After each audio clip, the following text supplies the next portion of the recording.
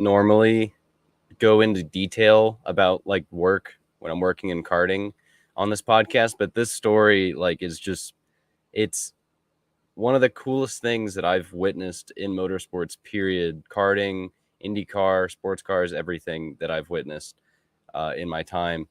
So basically, this weekend was the IME Grand National Championship, which the Sunday main paid 5,000 big ones to win X30 Senior. There was a couple other events that paid money too. I think throughout the weekend, if you won everything that you could win between KA and X30, you'd probably walk out of there with like 20, 23 grand, something like that. So a lot of money was on the line.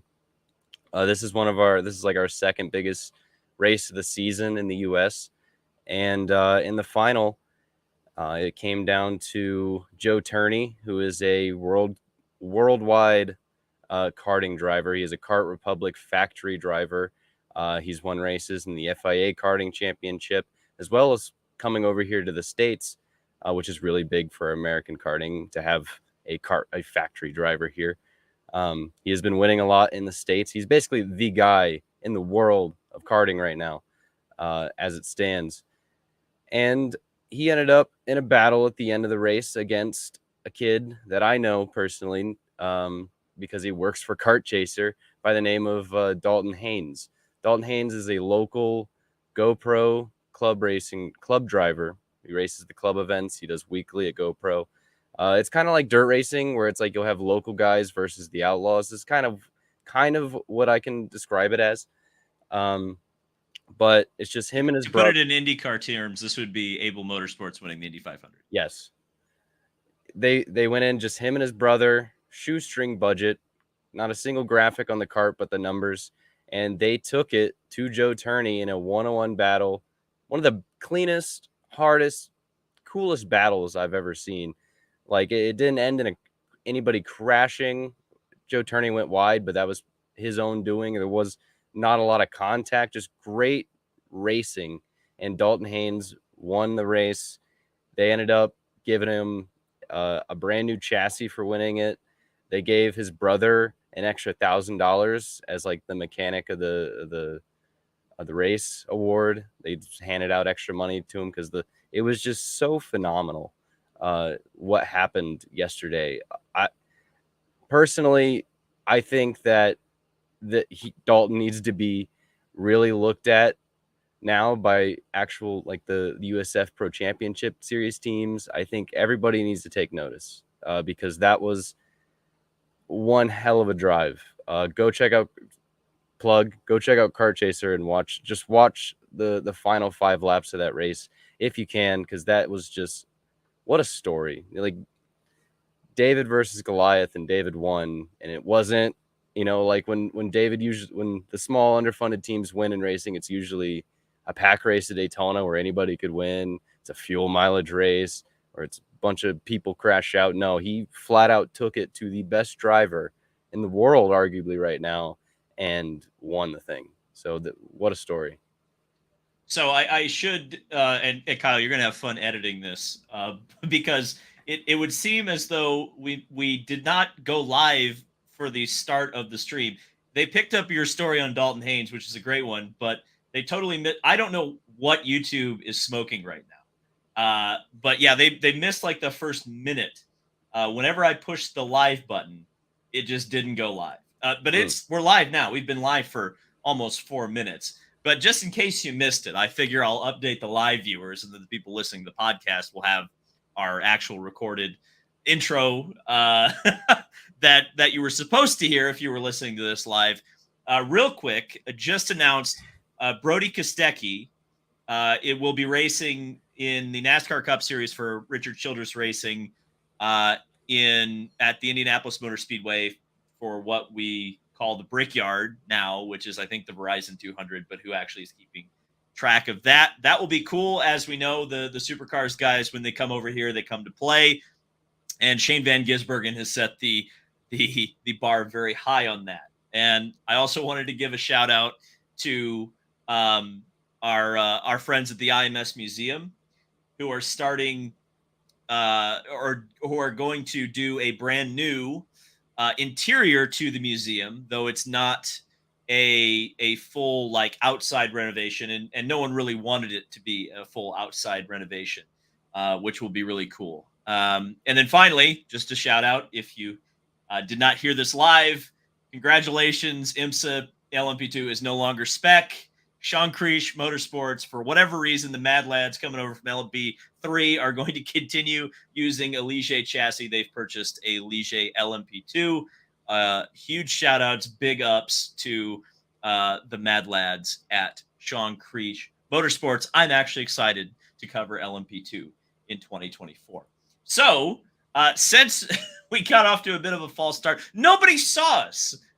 Nobody heard us for the first 5 minutes here on YouTube. It's very similar to another race. Do you know where this transition's going? IndyCar in Toronto, everybody. Raise your hand in the chat if you actually watched IndyCar in Toronto live. I would be very curious about that because I am a curious soul, and we will talk about this later. And I understand why the race is on Peacock. I think anybody with a brain understands why the race is on Peacock. But as a curious cat like I am, I decided to check the YouTube comments of the highlights that they posted like right after the race. And boy, oh boy, was that a bloodbath. It was a bloodbath. And of course, naturally, because my audience, they're good fans. We got a lot of raising hands in the chat. Oh boy, there's a lot of raising hands in the chat. So I hope NBC appreciates that my audience supports Peacock.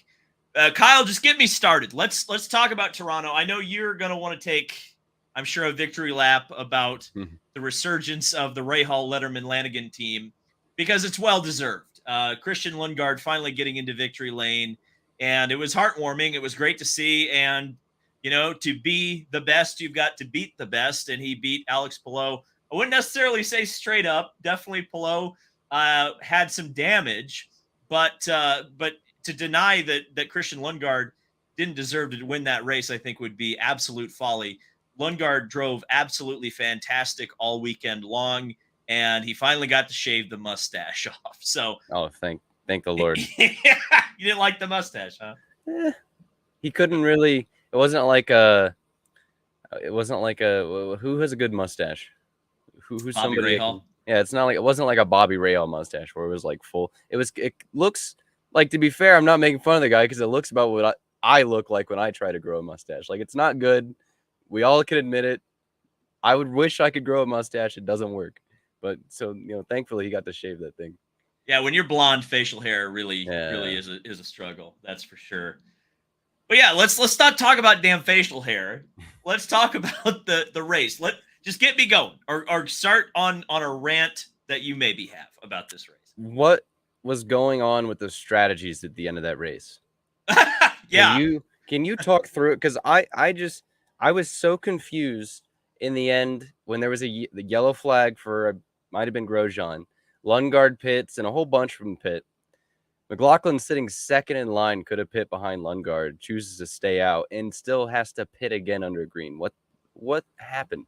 And I don't know if Peacock or NBC picked up on this, but Will Power, like, I was watching Colton's onboard, funny enough, because it was just me and Trevor watching in the room and at the go-kart track, and I just had my phone up watching Colton, and I saw he lets coming to the final lap right before the pit entry, he lets Will Power by, and then Will Power immediately pits on the last lap.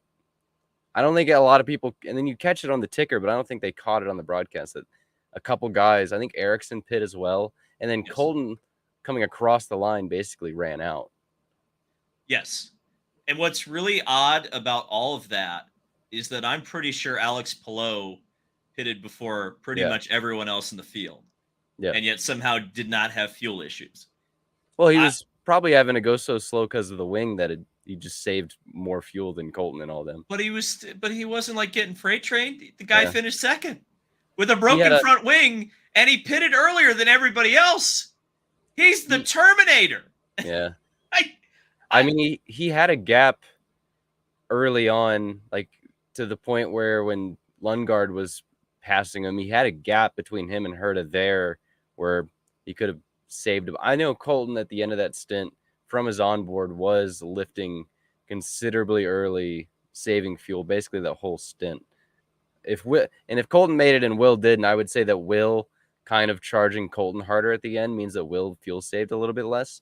But I think that kind of goes in a part where Pillow doesn't get past, is Colton has to, the rest of the field has to fuel save. But Ericsson didn't make it either. Yeah. So that's what really doesn't make any Well, sense. Ericsson was trying to pass Power too. I mean, both of Oh, them that's were true. hounding Colton, but Colton couldn't get Pillow because he was having to lift about 100 feet early, 100 yards. But are we pretending like Pillow wasn't going hard? Like that's I what's can't believe it. I can't believe it, quite frankly. I was waiting for him to run over that wing and just seeing Pillow in the wall. Oh, I thought he was going for I thought he was going to space. Because I- that's happened at Toronto before. That happened to Paul Tracy one year where the wing got underneath the car and just sent him right into the wall. Yeah. But I mean, So that was incredible. How much of the side of the end plate that got shaved off from dragging on the ground was incredible. Well, yeah, and half of it was sticking like a foot in the air. Yeah. The other it just kept getting worse. The more it shaved off, the more it just kept tilting. Well, and it was cracking in the across the center of the wing. And it was right in the center to where you have where it mounts to the end. It was right in the center, which is a weird break. Even in big crashes on ovals, the nose cone doesn't crack like that. Yeah, it was really strange. And if you think about it, if Kirkwood doesn't run over Elio, does Pillow win the race? Does he just win it straight up? I don't know, because either way, with Lundgaard having just pit, he doesn't have to save at all. I think, honestly, Pillow, that front wing and the damage, had to have hurt him. But I think Lundgaard just being able to go balls to the wall to the end and Pillow having a fuel save was honestly the deciding factor. Yes. Oh, for sure. Yeah. And I have a theory, and a couple of other people had theories online about the way the wing was broken, that it possibly could have been a benefit, not only in the majority of the corners, which are all right-handed for the most part at Toronto, and the wing was laying down on the right side, theoretically creating more downforce on that side. But also because half of the wing was essentially creating lift, I wonder if that was kind of acting as if it was DRS down the back straightaway. As strange as that is to say, I wonder if that was part of it, because he seemed like a bullet in the straight line. And if he was saving fuel while doing that, that's just, the whole thing was just bananas. Yeah. And what was weird, you mentioned NBC. I didn't, because it always feels like they're on top of it. It feels like they've always been, if there's even a chance it's going to be a fuel mileage race, the TV broadcasters are frothing at the mouth. And in this one, it wasn't until the last lap where Kevin Lee gets on the thing, is like, Lundgaard could run out, and I'm like, what? Whoa, that's a storyline I feel like needed a little more emphasis. Mm-hmm. Because if Lundgaard had run out like Herta did, or Power and Ericsson, they had literally had to pit again, and Pillow wins that race in that fashion, it would have been the greatest story of all time from that perspective. And I mean, without making it the Alex Pillow Power Hour, I is there any way that he doesn't win the championship this year? I don't know. We talked about it last week that I'm already thinking of him in my head as a 2-time champion. I had hope for a little bit. Not that I wanted him to crash or anything, but I did have the thought in my head. I'm like, well, I mean, even though I kind of before this race had him pegged already as a 2-time champion, this is still IndyCar, and he could just have a few bad races, and Dixon just finishes in the top 5, and oh, we're right back in this thing, because that's how IndyCar works. So I mean, there was hope for a second there, but Pillow, being the absolute animal that he is, put those to rest. We're gonna know pretty well coming out of Iowa what the championship situation is. Yeah. I think it's the only chance really, and I don't even think Dixon because Dixon's not necessarily like Iowa master by any stretch of the imagination, but Newgarden is, and Newgarden lost points Yeah. with the strategy at Toronto. But if he goes back to back at Iowa, and if Palou has a bad day, you could make a case that Joseph Newgarden will have a shot at the title. I bet you he wishes Indy was double points again because the championship would be a heck of a lot closer if that was the case.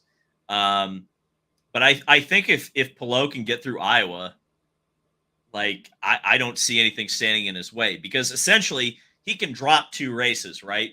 So if he gets through Iowa with a 2-race lead, he could theoretically finish last at Gateway and Nashville and just show up at the Indy GP and Laguna Seca and then I guess Portland and be fine because those are 3 tracks that traditionally he's good at. And Gateway and Nashville traditionally are tracks that he's kind of struggled a little bit at. And guys like Joseph Newgarden and Scott Dixon are a little bit better at. But it won't matter because he's got over a 2-race lead in the championship. Yeah. So even if it's close, when you think about it too, where's the last race at? If it's close going to the last race, go watch last year's race. I mean, what's telling you that's not going to happen again? Like what's telling you that won't happen? Well, we'll know. Here's the thing about Palou too. A big part of why he was so dominant at Laguna Seca last year is that he did an engine change right before the last race. Now he had to take a grid penalty for that, but it clearly didn't hurt him, did it? So I wonder if you have a big championship lead, just do an engine swap and take the penalty, and just turn that thing on kill mode the entire race.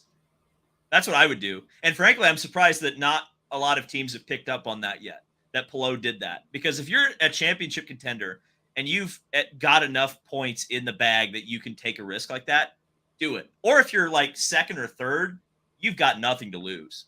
Do it. Switch the engine and just run that thing till it blows up.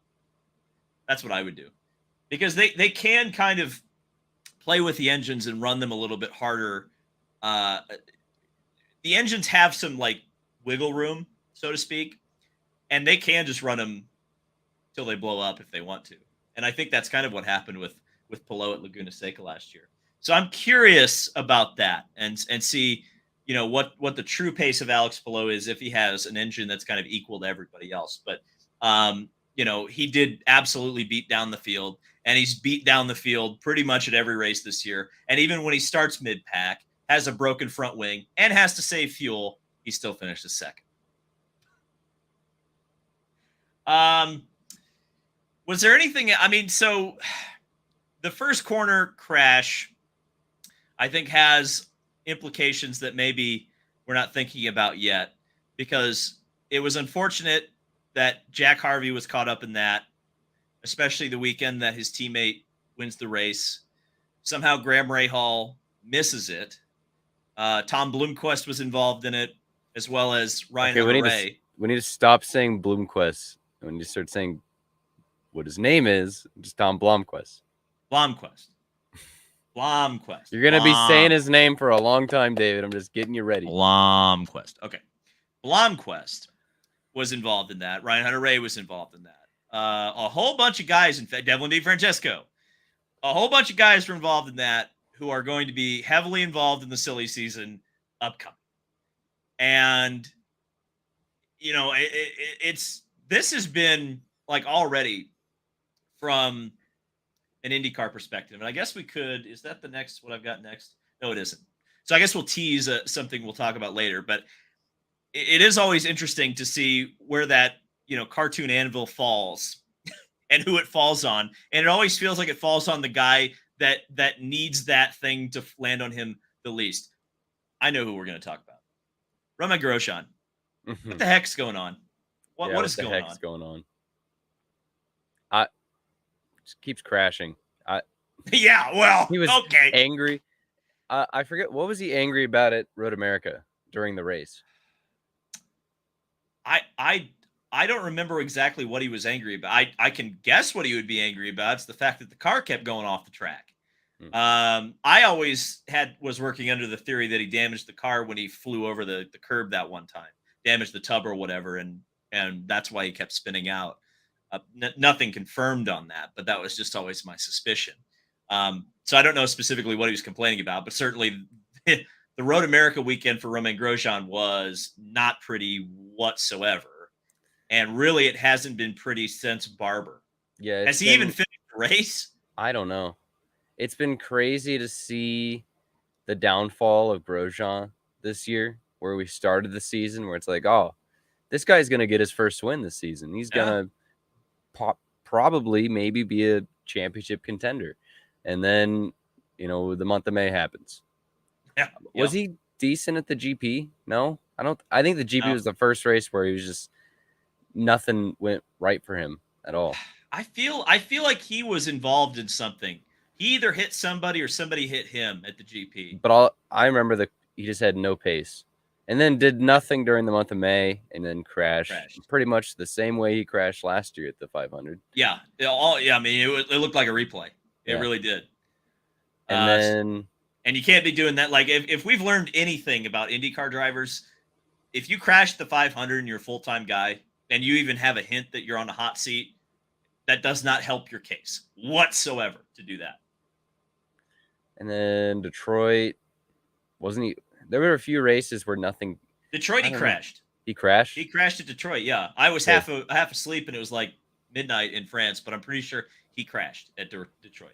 Okay, well then a few crashes later, and we're at this point in the season where we're past the midpoint, and Grosjean has no wins, and yeah, there's no sign of it getting better.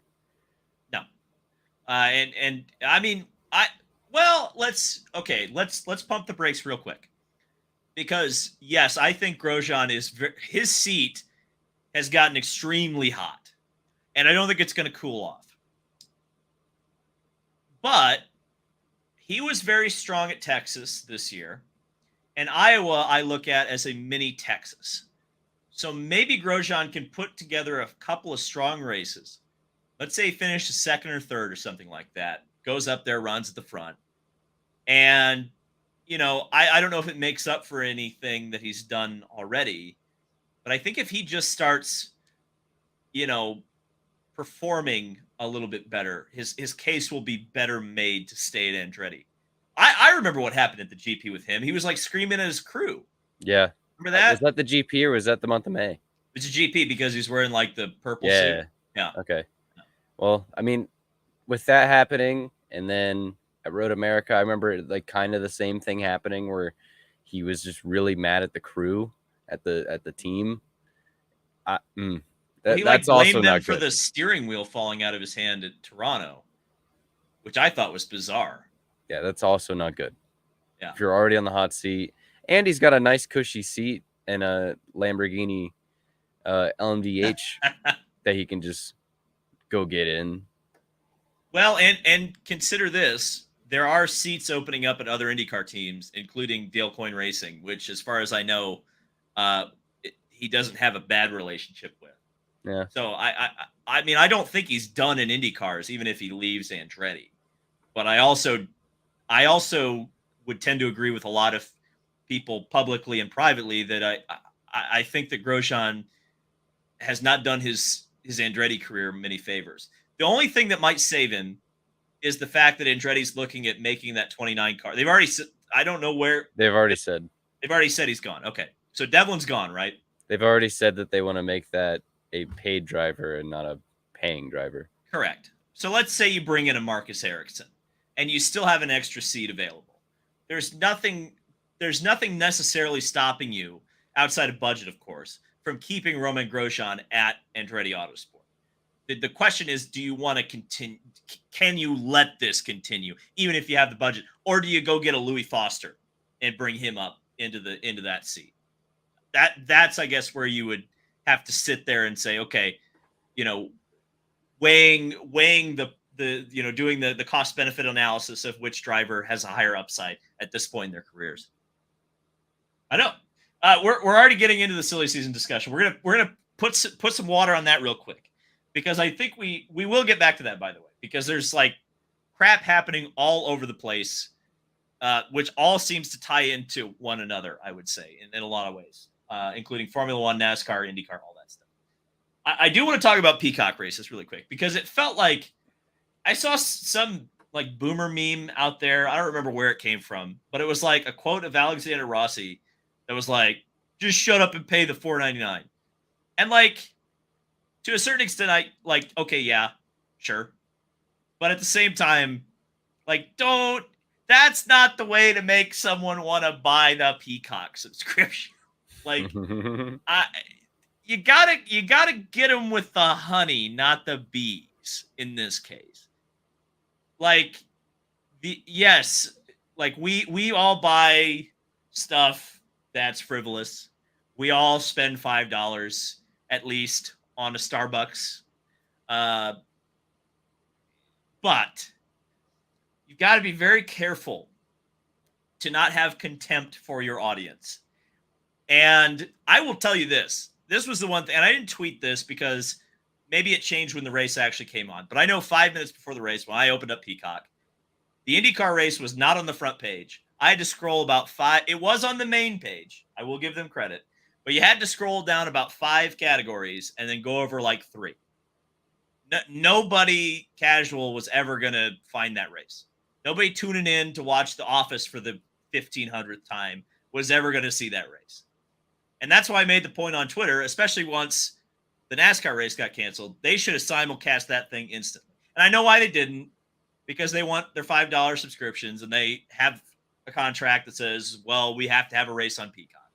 But for the good of the sport, I think that's what they should have done instead of show Law and Order SVU. That's my opinion. I don't know. Kyle, what do you think of this debate about Peacock?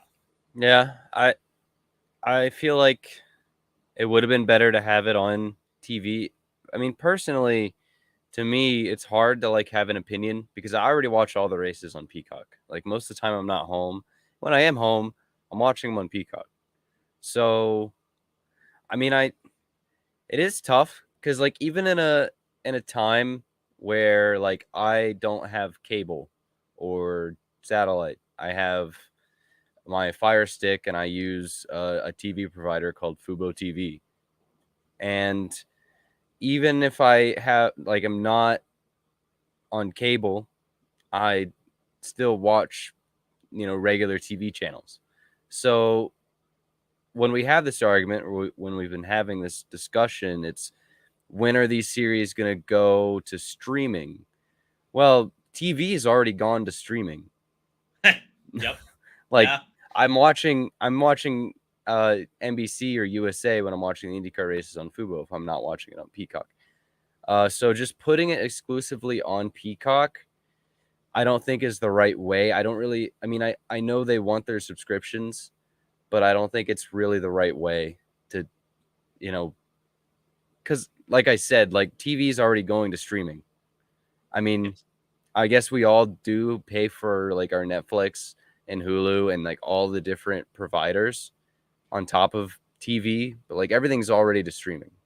So when NASCAR and IndyCar have the discussion every year of, what's the TV contract going to be? I know they're all going to streaming. I don't think even the NFL going like to Prime, like I don't know if that's really the direction you want to go. Well, let's put it in very simple terms, in terms that I think you can explain very well. You know, I think, and we had this. In fact, it's going to be another talking point entirely during this podcast, but I think it's worth bringing up.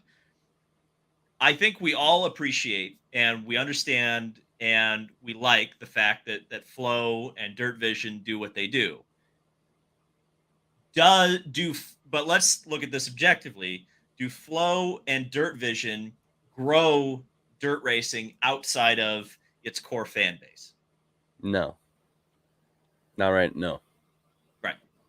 So, it like, if you're on a streaming service, it may provide excellent coverage, top notch, exactly what you want when you want it. But in an industry that is, IndyCar is probably, if not $1 billion industry, it's probably several $100 million industry per year. If you put that on Peacock in front of, let's be very generous and say 70,000 people watch the race on Peacock. Um, is that worth $100 million or whatever it takes to put on an IndyCar race or put on an entire, because I think we all realize that one Peacock race is not going to be, uh, it's not going to be just one Peacock race going forward. Like the next TV contract, it's probably going to be 2 or 3. And the next TV contract after that, it might be 3 or 4. So like, we're not going back. But the question is, are people going to look at Peacock like they look at NBC? Or are they going to be able to find races on Peacock the way they would be able to channel scroll on NBC? Is that ever going to be our reality? That's the question I have. I don't think so. Honestly. I don't think so. So that's the question I have. And that's what I'm kind of wrestling with. And I'm sure the entire industry is wrestling with, is like, because there's no clear I mean, you even brought up a great example, which is the NFL. Do we really think Prime Video is like a front runner? Do I open up Prime Video for literally anything other than the very specific Thursday night football game that my specific team is playing? No.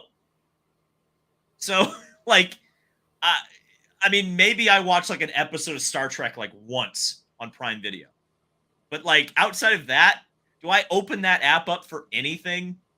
Nope.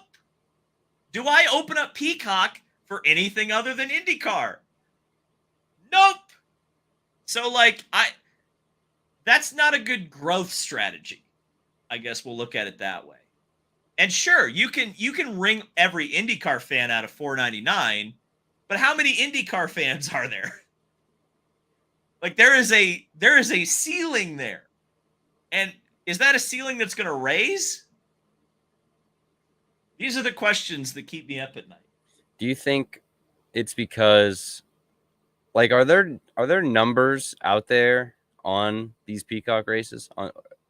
Generally, they're not published, no.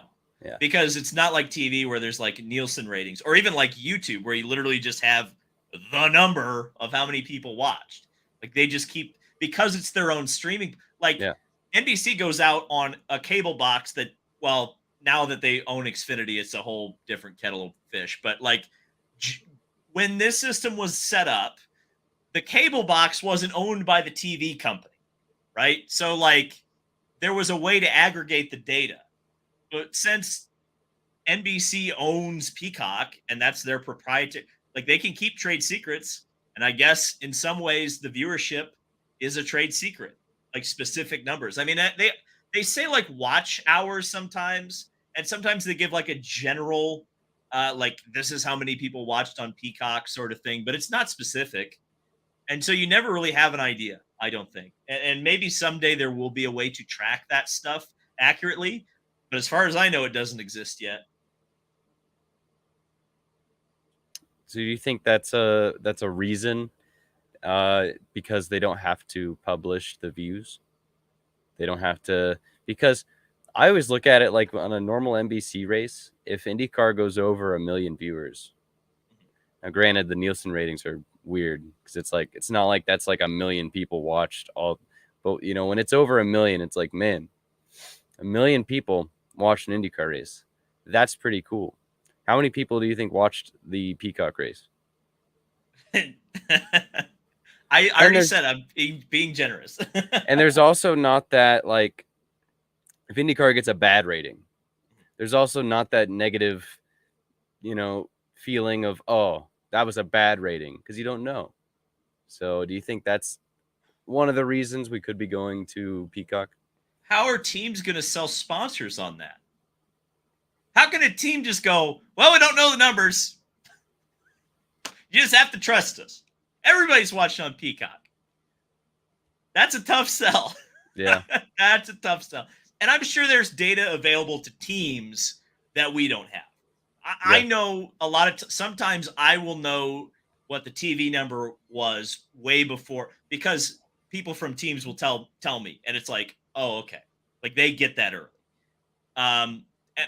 The best way you can tell even with Peacock streaming, I would almost guarantee the best way you can tell if a TV rating is going to be good is either the series or NBC will brag about it on Monday, because the TV rating usually comes out around Tuesday or Wednesday. If this race had broken a Peacock record, even for IndyCar, if it would have been like, this is the biggest Peacock race, like we just smacked, you would have heard about it already. And so even if you don't have a specific number on Peacock or a specific number for a TV rating, you can tell. Like I think it was a Daytona 500 a couple of years ago that like the rating was delayed or whatever, and like there was no bragging whatsoever. And I sat there and I said, "Ooh, the rating's bad. Like the ratings are real bad because they are not drawing any attention to this whatsoever." But again, that's not a metric that you can sell to a sponsor. So I this is higher IQ stuff than certainly this show is capable of to understand this. Like, because I certainly don't. I don't either. I don't know. This is the wacky and wild world we're heading into, because you're right. TV is now on streaming, so we really haven't lost cable. Cable's just on your Fire Stick now. Yeah, it's been that way for me. I switched over at this point probably 5 or 6 years ago. Like it's been a while now. So why do we need apps? That's what I'm saying. Well, well, it's like on demand, I guess. Yeah, like on demand is great, but like live sports are different. Like a live sport on an app, I don't think makes sense. Yeah, live's. That's the only reason I have a cable subscription now. I'm not watching regular ass TV. I'm turning on YouTube. Yeah. I watch YouTube on my TV. That is what I watch at night. I don't watch TV. And I'm 30. I'm 30 now. I've turned the big 3-0, by the way. I'm an old man. I'm an old man, and I watch YouTube on my TV. I have a YouTube app on my TV. I turn that on. I pay for cable. What I pay for cable is so I can watch Chili Bowl, so I can watch NFL games, so I can watch IndyCar when I'm not there, so I can watch NASCAR, watch IMSA. I don't have cable to watch reruns as much as I like it. I don't have cable to watch reruns of Home Improvement. Yeah. Like if I want to watch Home Improvement, I'll get Disney Plus up or whatever. Yeah. I'm not waiting for TBS to show it with commercials. I don't know. It's weird. I will say this. The one thing that I appreciate about Peacock, yes, they showed commercials, but there was not a single, because I kept track of it. There was not a single pharmaceutical or dick pill commercial. Not a single one. So, you know what? They were all Peacock commercials about soccer. Well, I saw a Downy commercial. I saw like Shell, Honda. Like it was the regular one. But at least it wasn't like, do you have mesothelioma? Like I'm so tired. Or whatever. Paxlovid. What's the other one? What's the one on all the NASCAR? I'll tell you what. That Xfinity race in Atlanta, I've never seen more pharmaceutical ads on one race in my entire life. I couldn't even believe that. It was like 3 in a row, and they'd come. I watched it in the hotel room, and even Trevor pointed out, "Is that what did they say in the commercial?" I'm like, "Yeah." Yeah, there was some. Yeah, because it was Peyronie's disease. They were talking about Peyronie's disease. Ay. You want to talk about an aging fan base? So when we're worried about Peyronie's disease. Oh, God. All right. Continuing on the TV rating discussion. As it turns out, it's not as good to be on ESPN as perhaps we thought before. Let me see if I can find this because I lost the tweet. The specific number for SRX on ESPN, brace for impact, folks, was 395,000 viewers, which is down more or less because they averaged about 1 million viewers on CBS.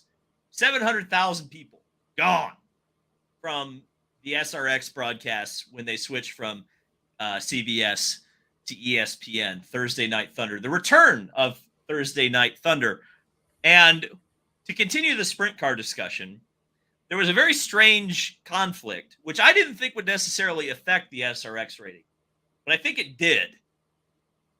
The Eldora, was it the Eldora Million or was it the Kings Royal? The Million. It was the Million. The Eldora Million went directly up against SRX. By the way, both of these things are Tony Stewart owned properties. Kyle, why? Yeah, that was a question I think everybody had going into it. I saw some Facebook memes about it. I saw a lot of chatter about it. I have no freaking clue. Like what the way they scheduled the million to be on that Thursday, Tony Stewart paid $1 million to a winner of a sprint car race and wasn't even there to give him the money. I I I don't understand that at Because he was all. getting paid $1 million from ESPN. That's the one thing I will say is that I don't, again, this would be an Adam Stern question. Did ESPN pay for SRX to get just something that got some viewers on a Thursday night?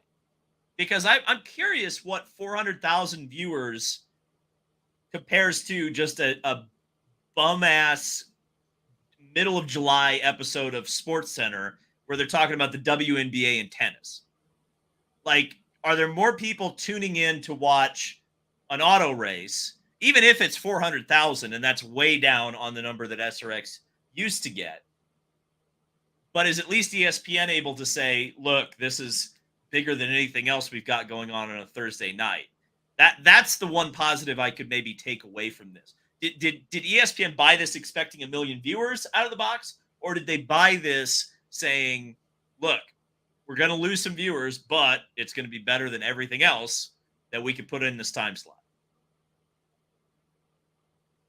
No idea. Well, I can tell you one thing that I don't like about SRX now is it's doing the IROC thing. It's doing the IROC thing, which is, if you don't know what the IROC thing is, and I missed the true golden days of IROC, like when they would run like road course, like they ran at Cleveland. Road courses. They used to have F1 world champions show up and run these races. There was IROC one in Mid-Ohio. Truly, there you go. Truly the international race of champions. By the time I started watching, and I have a very soft spot in my heart for IROC. I have a very soft spot in my heart for SRX.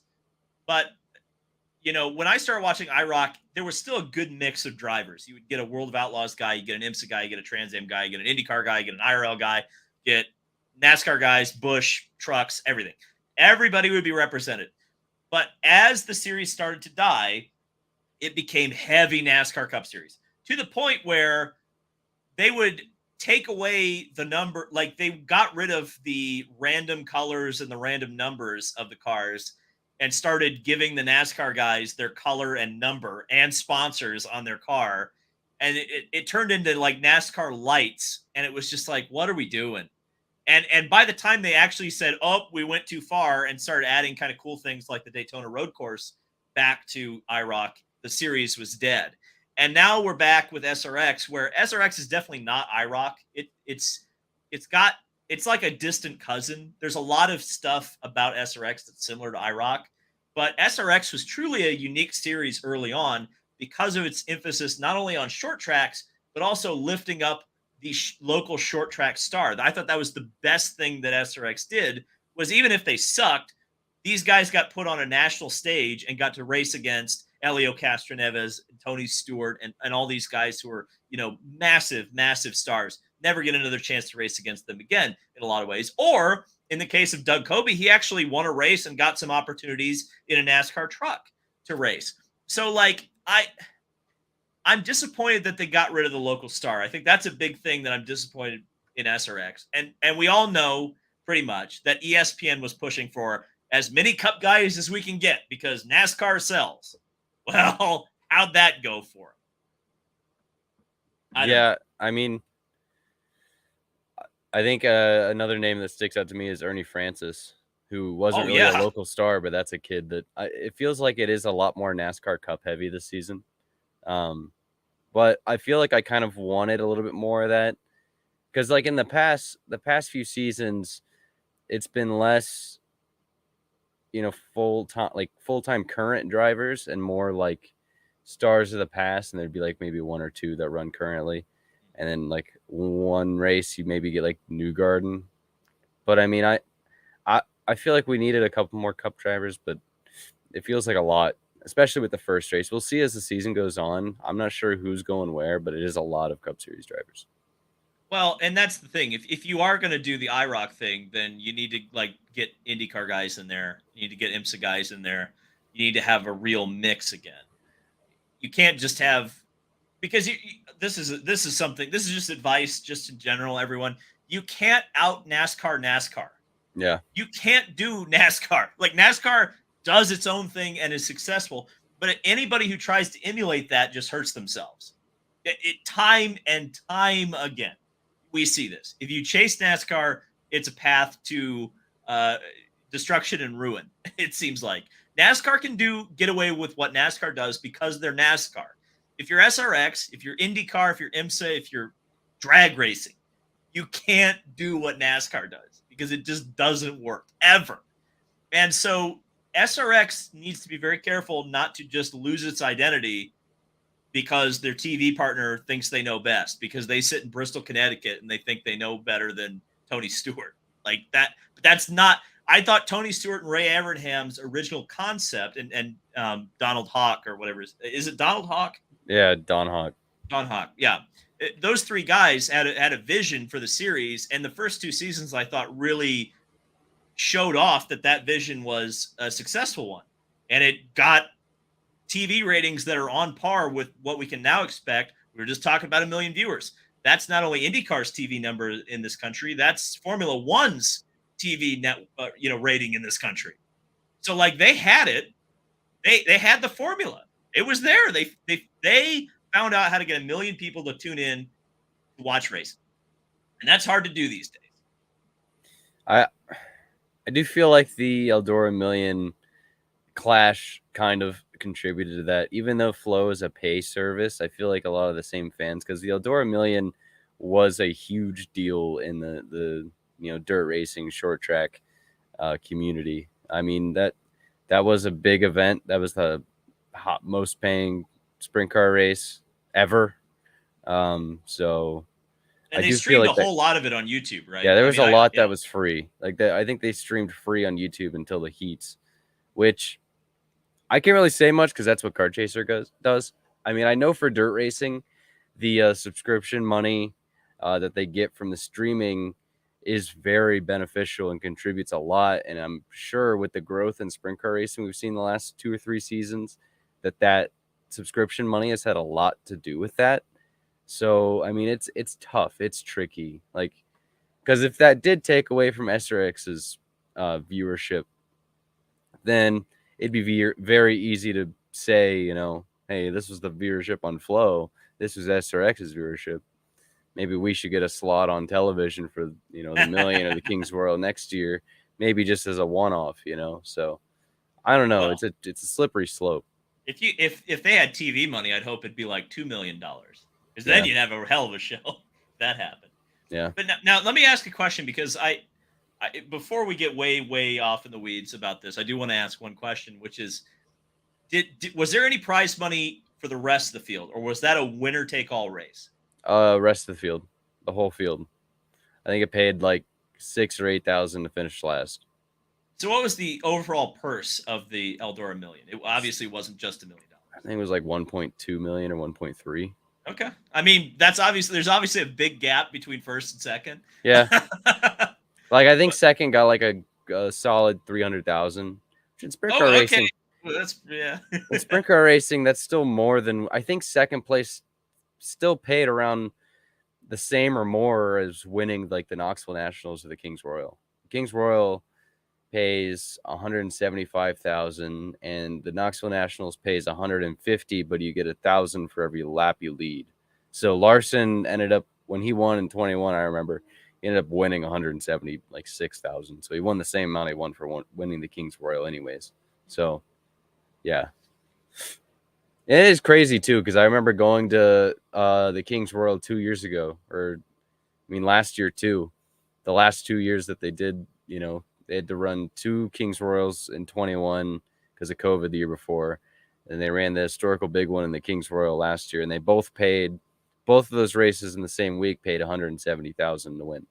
So I remember everyone saying that was a lot. It's like, oh, big week of money we have here. Yeah, no, this week they had the Eldora Million on Thursday, and then we had the Kings Royal that pays obviously 175,000 on Saturday within 2 days of each other. So yeah, what a heck of a weekend there. I mean, I know that was a big deal. The crowd on Saturday at Eldora was the largest crowd in Eldora history ever, which is another interesting thing to think about on the scheduling of the Million, because it was on a Thursday, so a lot of people had to work the next day, had to work that day. So it's funny that the Kings Royal attendance was higher than the one that paid $1 million to the winner. That And was that also race another. pretty much shut sprint car racing around the country down. I know the Yeah. PA didn't run at all. Oh yeah, there were 83 entries, and like most of them were PA. Like that for 83 entries, that's around the same as Knoxville gets. And at Eldora, that's unheard of. That's insane. Jeez.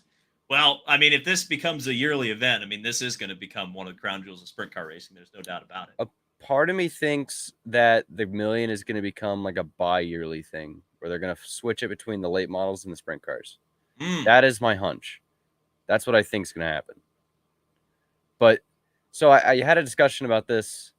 We're getting way out in the weeds now, but I had a discussion about this on Twitter where I personally have said that I would rather win the Kings Royal than the Million, because the Kings Royal has more history. You know, you get to be in a list of names that is very historic. You know, you get to be on a long list of legends if you win the Kings Royal. That's a big deal. Kind of like, and the Knoxville Nationals. Like those two races I'd rather win than a race that pays $1 million.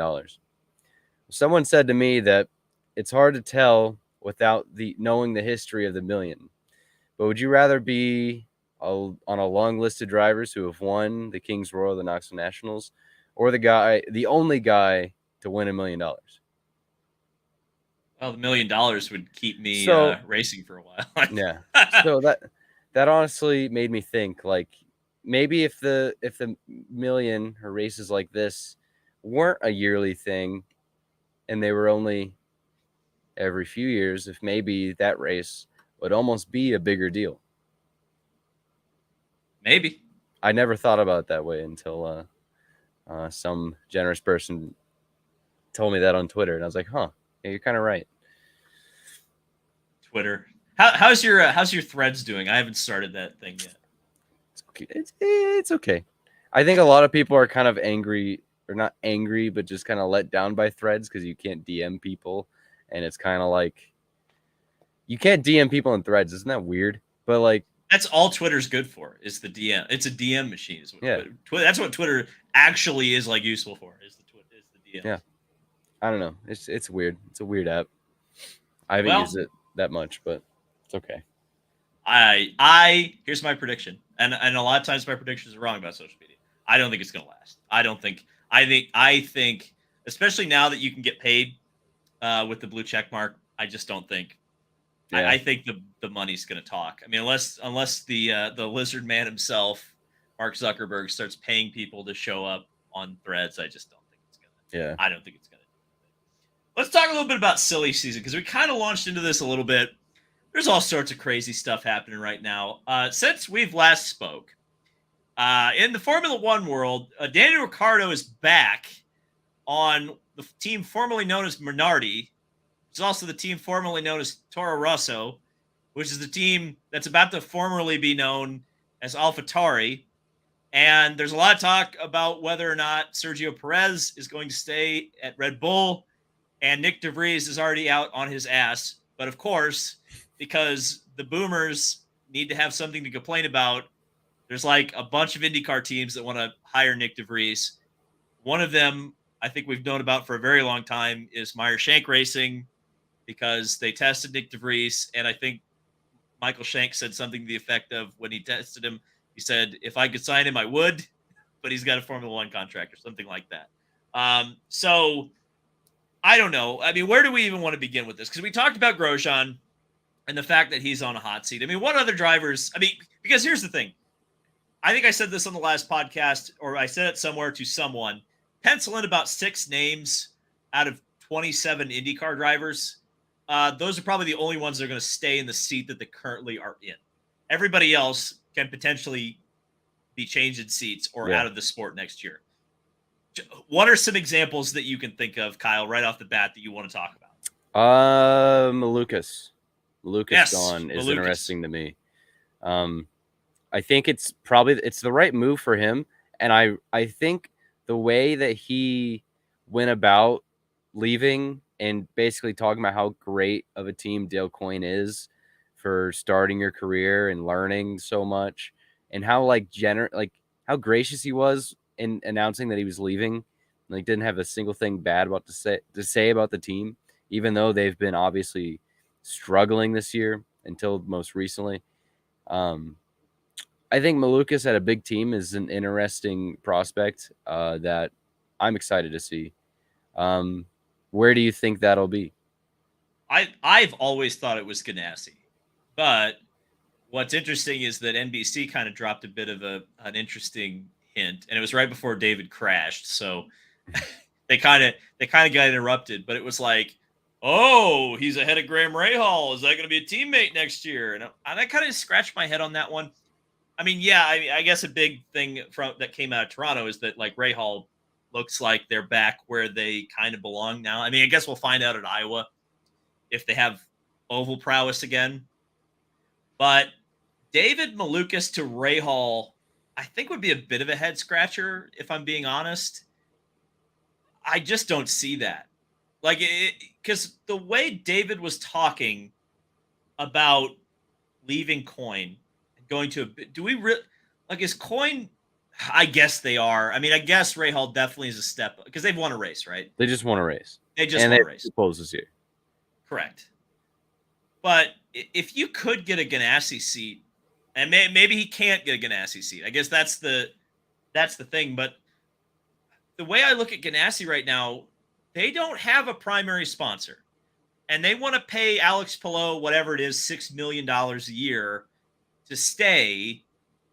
The only way you're going to do that without a major like target level sponsor is to go out and get pay drivers. Now, the name that keeps getting thrown around, because I know Townsend Bell threw it out on Twitter last night, and I know I've heard that name associated with Ganassi quite a bit because he is driving for them technically in Indy Lights, although he's with HMD. Hint, Mm-hmm. hint. Um, is Kiffin Simpson.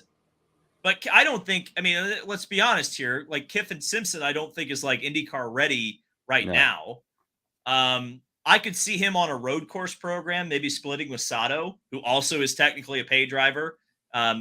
Has a free engine lease attached to him as well as some personal sponsorship.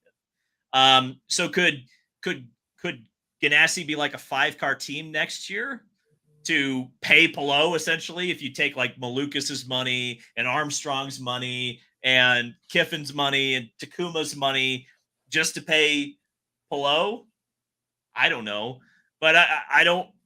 But if they do, or maybe Kiffin just covers everything, including Palou, and then you don't need to take Malukas on if you don't want to, and maybe that's why Malukas is being linked to Rahal of all places. But I also think it's curious that after all that talk that Armstrong's going to be driving the ovals, suddenly it's Takuma again. mm-hmm. And that makes me think that Chip's trying to play nice with Takuma because he's going to need Takuma next year. So I don't know. I mean, there's a lot. I mean, Ganassi is the big domino, right? Yeah. And by the way, I think I'm kind of like I think I'm dancing around an issue, aren't I? As far as I know, Marcus Ericsson is not coming back to that team. As far as I know. Now that could change, but I don't think he's coming back. And I think a So lot of people don't think he's coming back. so you have the guy who most recently won the Indy 500 and then finished second in the Indy 500 as a free agent. Correct. Well, maybe not that much of a free agent. I think he's got an offer on the table right now, Mm. but he's not signed to anyone. I don't think he's signed the contract yet. I'm going to There's be a lot of careful this there's year a about lot doing. of talk about like a lot of them are saying that like there is like an August 1st period where drivers usually aren't allowed to even have discussion past before that point Correct. in their contract. So yeah, the domino to fall is definitely anyone and everyone at Ganassi, except for Dixon. And the fact that we still have yet to get to August 1st, where a lot of the schmoozing can actually happen among these people, Yes. mostly. So let's move on to another name. I mean, Malukas at Andretti to me is another avenue I've thought of. They said they're not taking a pay. And I know Malukas is a very different case than what they're Mm-hmm. used to, but let me be careful what I say here. I think that Andretti wants to be in a situation where they have total control over the driver. They want to say, look, we are paying you to be here. You're going to do this job. And if you don't do the job, we're going to find someone else because the ride's paid for and not the other way around. So Mm-hmm. Malukas, while he is an extremely talented driver, I don't think Andretti wants the possibility of HMD being like, you're not performing, we're yanking our funding and we're going to someone else mid-season. Because that's a possibility that always exists with a pay driver. And so even if it's Malukas, like we have to acknowledge the fact that he's bringing money. So like I think that would be a cool comment. I just don't see that happen. I just don't see it Yeah. So let's talk about Meyer Shank. happen. So Oh if boy, you're this is a fun one. so if you're first off, let's just start by talking about this weekend. We don't Yes. know if Pagano is cleared yet. No. Let's And that's say been a weird one, hasn't it? let's say if he's not, who are you putting in the car? Are you gonna say Tom? Do you want to take a shot in the ovals?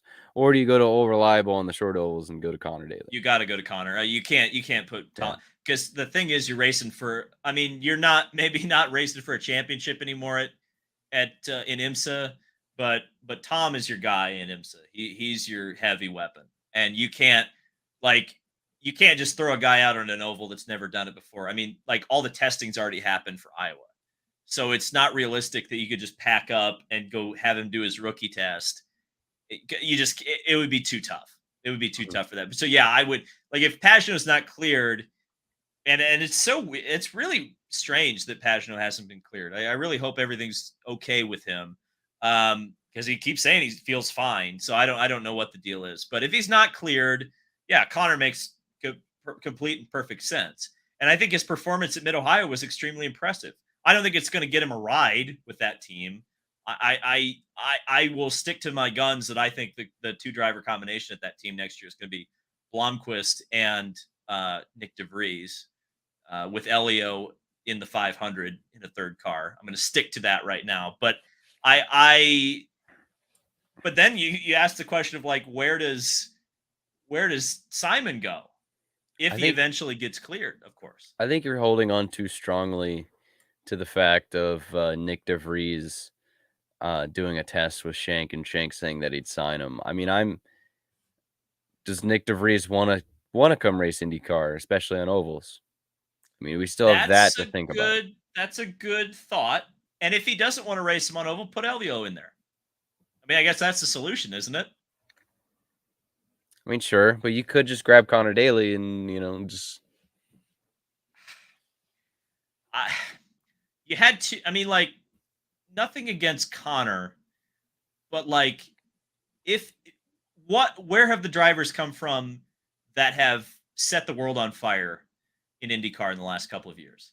It's been Super Formula, it's been Formula 2. Yeah, there's been some lights guys who have come up, and you can go get a lights guy. Because that's the thing too. I just don't man, I just don't think I think Connor's years at Ed Carpenter Racing hurt him in like a consideration for a full-time seat. I just don't see that happening. And I could be totally wrong. Could be totally wrong. But I just feel like Meyer Shank Racing went down the path of we're going to hire these old grizzled, experienced stars, and clearly it hasn't worked out for them. I think they're going to go young and aggressive and see how that works out. But you could also but I mean I guess the question is can if you let's say Tom Blomqvist is completely locked in. and then you bring in also Nick DeVries, and you have 2 rookies. That's also not good. That's tough. Yeah, absolutely, that's tough. So, all right, who's the veteran you put with them? Is it Connor? That's always my like number one rule. If I were to be an IndyCar team owner, you do not put two rookies together. You're just unless you have like Michael Cannon on your team for engineering, don't do that. If I had So, like great engineers and people who could teach them, and they're both absolute studs, then sure maybe, but like no, don't just put two rookies on your team when you're already kind of struggling. That's not good. who's the vet you'd go at? Is it Connor? Like, is I Connor would the keep. guy? I'd probably keep Pagano, honestly.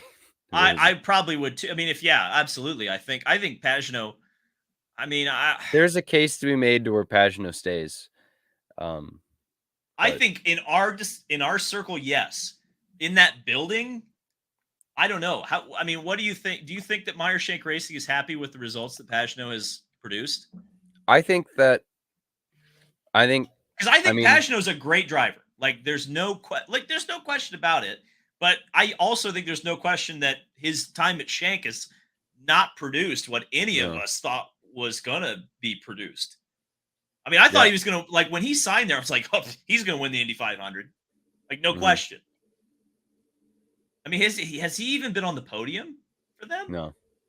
Well, yeah, well, he's had a top five, I think, A top five? couple top Has he fives, I had a think. podium? No, That's a tough sell. yeah, there's not But a. This year especially has been worse than last year. Last year there was a string of a race or two where it was like, okay, things seem okay, and he even told us there were a few races last year where it was like, I remember him telling us, that there were a few races last year where, there were wrecks in the first group around of qualifying, and then the time ran out and you weren't really allowed to get a good lap. And he's like, I qualified 17th when I probably have like a top 10 car. And then, there's been things like that for sure, but they've definitely taken a step down in performance. And I think the team has to realize, I think uh, all fans probably have realized that, it's not really. I think Shank's going through some struggles right now, and it's probably not Pagano. It's probably not Elio, honestly, either. Uh, yeah, when Elio is kind of off at the Indy 500 and kind of like not really fighting in the way you normally see Elio, like, because even last year they just had bad qualifying. They still had good cars in the yeah. race. This year they had pretty mid cars in the race compared to last year, and a pretty poor qualifying performance. So they've definitely taken a drop off in performance. I don't know what you do from here on, and maybe starting completely new. But if your choice of veterans is very slim, then I don't know. I don't know what you do. What about Pagano to Andretti? That's an interesting. That's an interesting thought. I think that would be really good for Pagano's career. And I mean, when you're Andretti and you have a guy like Louis Foster, who's an absolute beast, who probably needs at least 1 or 2 more years in lights, then yeah, maybe you take Pagano for just knowing that this guy's going to win me a lot of races for like 2 years, and then he might retire or move on to sports cars or do whatever he's going to do. And if you're losing Grosjean, that might be how you convince Olivier Busson to stay. Is that he seems to always work with a Frenchman, and if you get rid of Romain Grosjean, what incentive is there for him to stay at Andretti? Maybe he would want to follow Romain, but if you go get Pagano, maybe you can convince him to stick around. There's another kind of thought from the engineering side, because that's something we don't talk about a lot. Like the relationship between an engineer and a driver. It's like Yeah, so like that did you literally brought Santino Ferrucci to Foyt. yeah, look where it brought. I mean, not everywhere. Let's be very clear. Like they've Foyt. The thing about the Foyt team, and Larry has told us this before. They like focus development on like they pick a track, that they think they're going to win on or think they have a chance, and they focus development on that. So like clearly this year, Michael Cannon and Santino Ferrucci said, "Look, we're going to win Indy this year. We got a chance. So we're going to put all our Man, development effort into Indy." Santino specifically said Indy and Gateway. So there you go. Yeah, and Get ready for Gateway, boys. that could be fun. And the Foyt cars have been good at Gateway in the past. I mean, I remember Connor Daly had a really good run there. Tony Kanaan finished, I think, third one year. So it's not outside the realm of possibility or even unrealistic to expect that Foyt could be strong there. Obviously, Gateway is one of those things, without getting too far off the silly season topic, is that like Gateway is a track that throw everything that you know about Gateway out, because there's going to be alternate tires at Gateway this year, and who knows what the hell that's going to do that race. So that'll be interesting. That'll be fun. That'll be a fun one. What else? You know what? Honestly, I think Foyt might be one of the most. Do we think Foyt's going to change? They might stay exactly how they are. They might. Just depends if they keep Peter. I mean, I think they keep Ferrucci. Peterson, I mean, he was good at the 500. So well, that's what matters. That matters to AJ. Yeah. I mean, there was a lot of. It wasn't that good in the race, but I mean, his qualifying performance and what he did for the team that month, and not, you know, he caused a lot of problems at Mid Ohio, that's for sure. But you know, how important is that going to be? Who knows? It'll be important. I mean, it'll be important when he's running at the front and someone has to cut him a break and doesn't.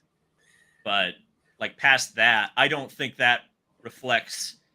I don't think that's going to cost him a job. I don't think that's how that. The question is, correct me if I'm wrong. I have to look this up because I don't know it off the top of my head.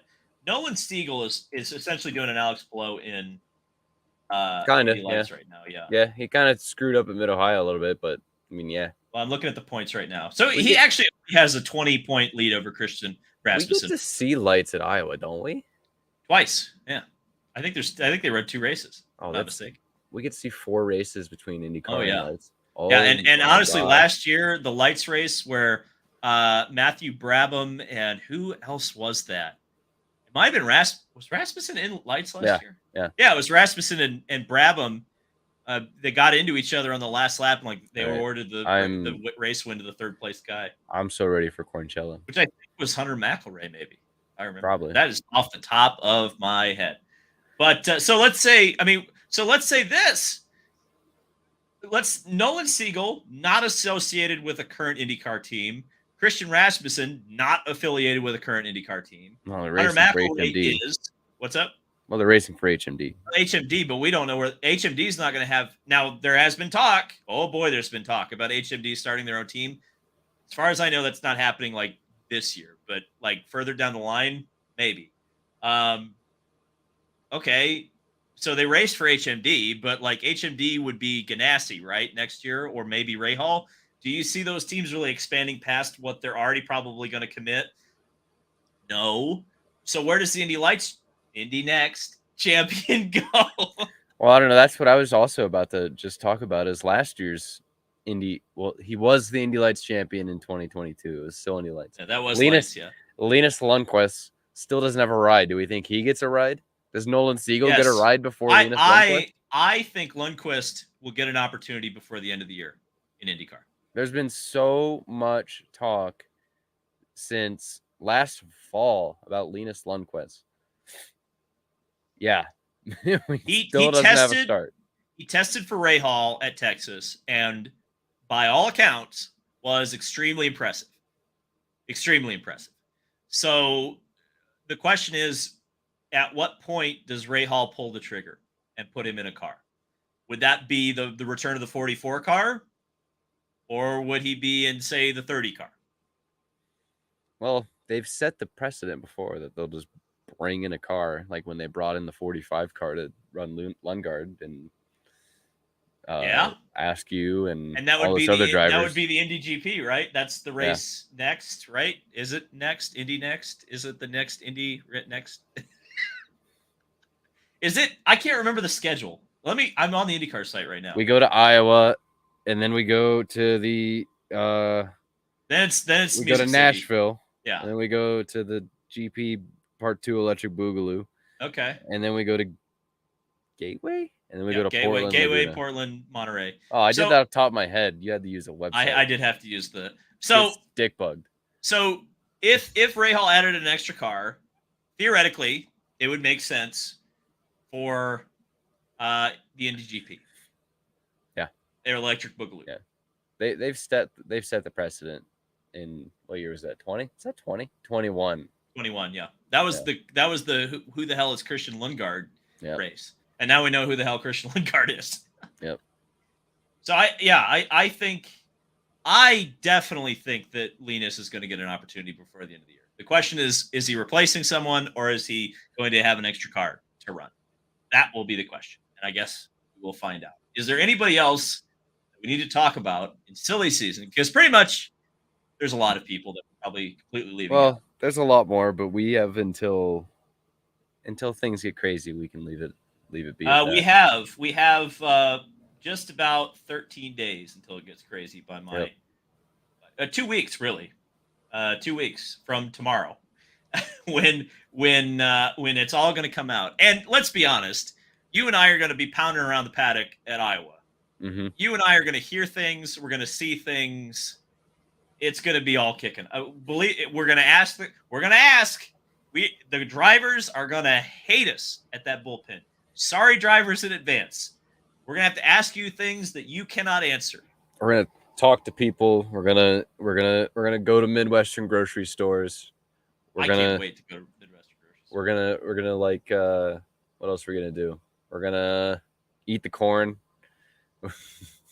we're gonna see 4 concerts. Or David's not gonna see 4 concerts. I last year I ran out of the it was like I tried to get my goal was to get the video done and get the hell in the car before the concert even started, which I did. And I was able to not have to deal with that traffic. We're going to attempt. I got to look at when it's happening. I guarantee it's happening, but we're going to try and get David to Knoxville Speedway for a weekly event. Cause the weekly events in Knoxville are freaking cracked. Kyle's decided that I'm not going to sleep at Iowa. No, you're not. No. It's going to be a different time zone. You're going to have an hour more of sleep anyways. That's not how that works. That's not how that works. Yes, Cornchella. Let me explain the Cornchella story. So when I went to the Thermal Club to cover the Stephen Wilson Indy 500 announcement, I was in a car with Steph, and we were driving past Coachella, which is right next to the Thermal Club. And for some reason, we had all been talking about Iowa earlier in the day, and I said, if that's Coachella, Iowa is Cornchella. and it's stuck ever since. So we are going the whole weekend. We're calling it Cornchella. It is Cornchella because there is race cars, there's corn, there's Ed Sheeran. So that's what we're doing. And Zach Brown. The one with the C, not the K. Now, can we get Zach Brown and Zach Brown? No, I know. I'm writing someone else's Twitter. I know that's going to happen. We're going to see a picture. I know exactly which account is going to, you know exactly who's going to make that happen. And we're going to see the 2 Zach Browns together, and it will break the internet, which means it'll get like 500 likes, but that's fine. I just hope Zach Brown plays Chicken Fried, because I know David hates that song. Which Zach Brown? I would like to see the Zach with a K sing Chicken Fried. Can we make that happen? I would love to. I would pay amazing money to see Zach with a K sing Chicken Fried. Here's my problem with Chicken Fried. Here's my only problem with Chicken. To go on a tangent. Listen. I was a poorman. I rode the bus to school. I had a redneck bus driver. As everybody did. Oh, true. Well, no. Some people had the Euphoria high school experience, as we found out. But you and I, we were corn-fed and cornbread, let me tell you. And we were getting on the bus at stupid o'clock in the morning because we live out in the sticks. And I got to sit in this bus in the freaking fog of Franklin, Indiana. And it's cold and the bus stinks. And this guy, God bless him, wants to play country music every single morning.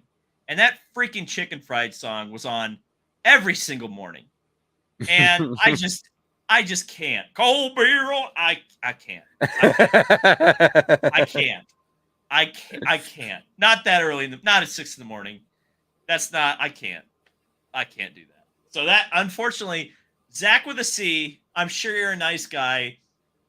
Listen, if your concert's before the race, I might make an effort to listen, but I I can't reconcile that. I can't. Like, you have you have you have I'm going to give you. We maybe we'll bring this to Iowa. I'm going to give Zach Brown a trophy for ruining my morning And I hated middle school. This was in middle. I hated school in general, but middle school especially. And you made me listen to that song every morning. You're the best, Zach Brown. Zach with a C. Zach with a K. I want to see sing it though. That also needs to happen. So all sorts of things need to happen at Cornchella. I would hazard a guess. Should we actually talk about the race? I think the big thing, much like every other IndyCar race, it's a question of who can beat who. And I think that the storyline is who can beat Joseph Newgarden. Can Alex Palou actually be the true Terminator and beat Joseph straight up at Iowa? Yeah. I go into the weekend just thinking more who can beat Alex Palou. I know Joseph's the man at Iowa, but I still think on this tear of the season, with Palou not winning to Toronto, the drive he had, I think it's just who can beat Palou, and then more or less, like, less thinking about who's going to win. I'm really interested to see how Hunter Ray does, Yep. and how the Ed Carpenter team does. If Connor Daly is with Shank, I'm interested in how he does, because he was able to do well at Iowa in a Carlin car. So on the pole, in fact, on the yeah. Carlin car. So we know he's good there.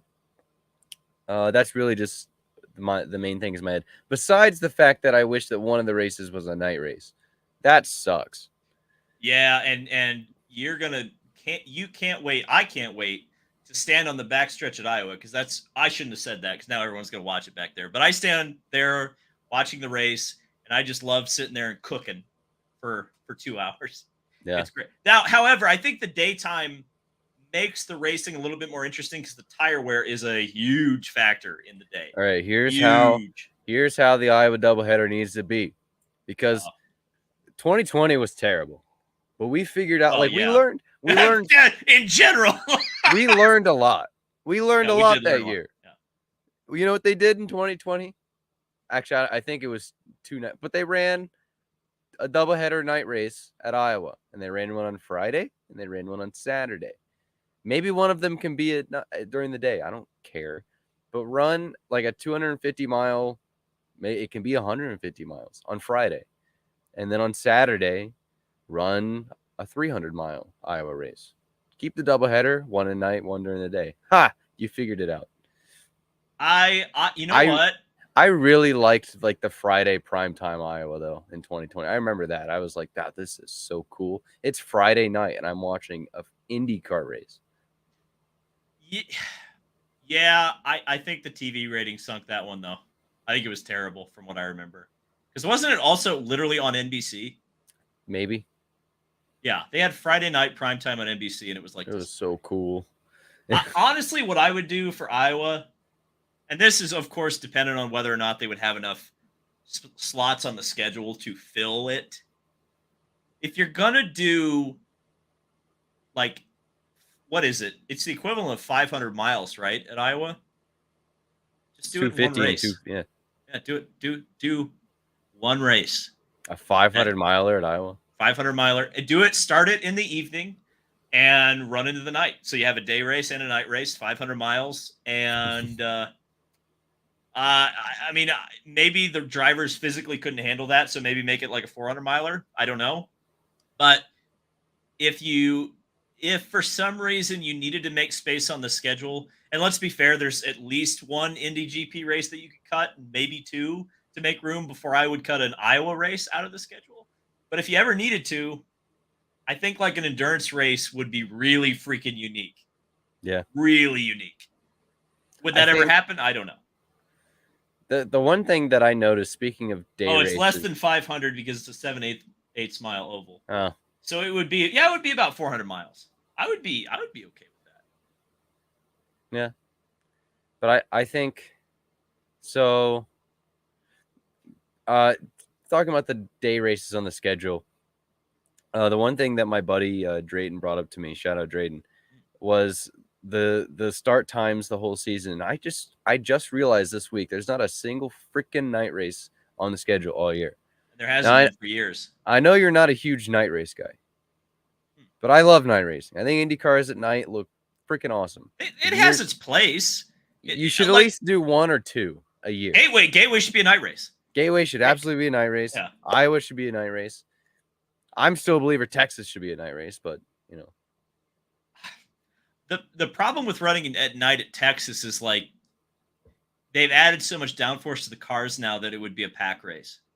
They'd have to take downforce away again. Like the reason Texas works is because like Iowa, you have to manage tires. Yeah. I think Gateway works the opposite way, that you need the cars to have downforce the whole time, because the minute the sun set, because of the rain that we had at Iowa last year, the race got awesome. And like it was terrible when it was in the middle of the day. And so like I think Gateway for sure needs to be a night race.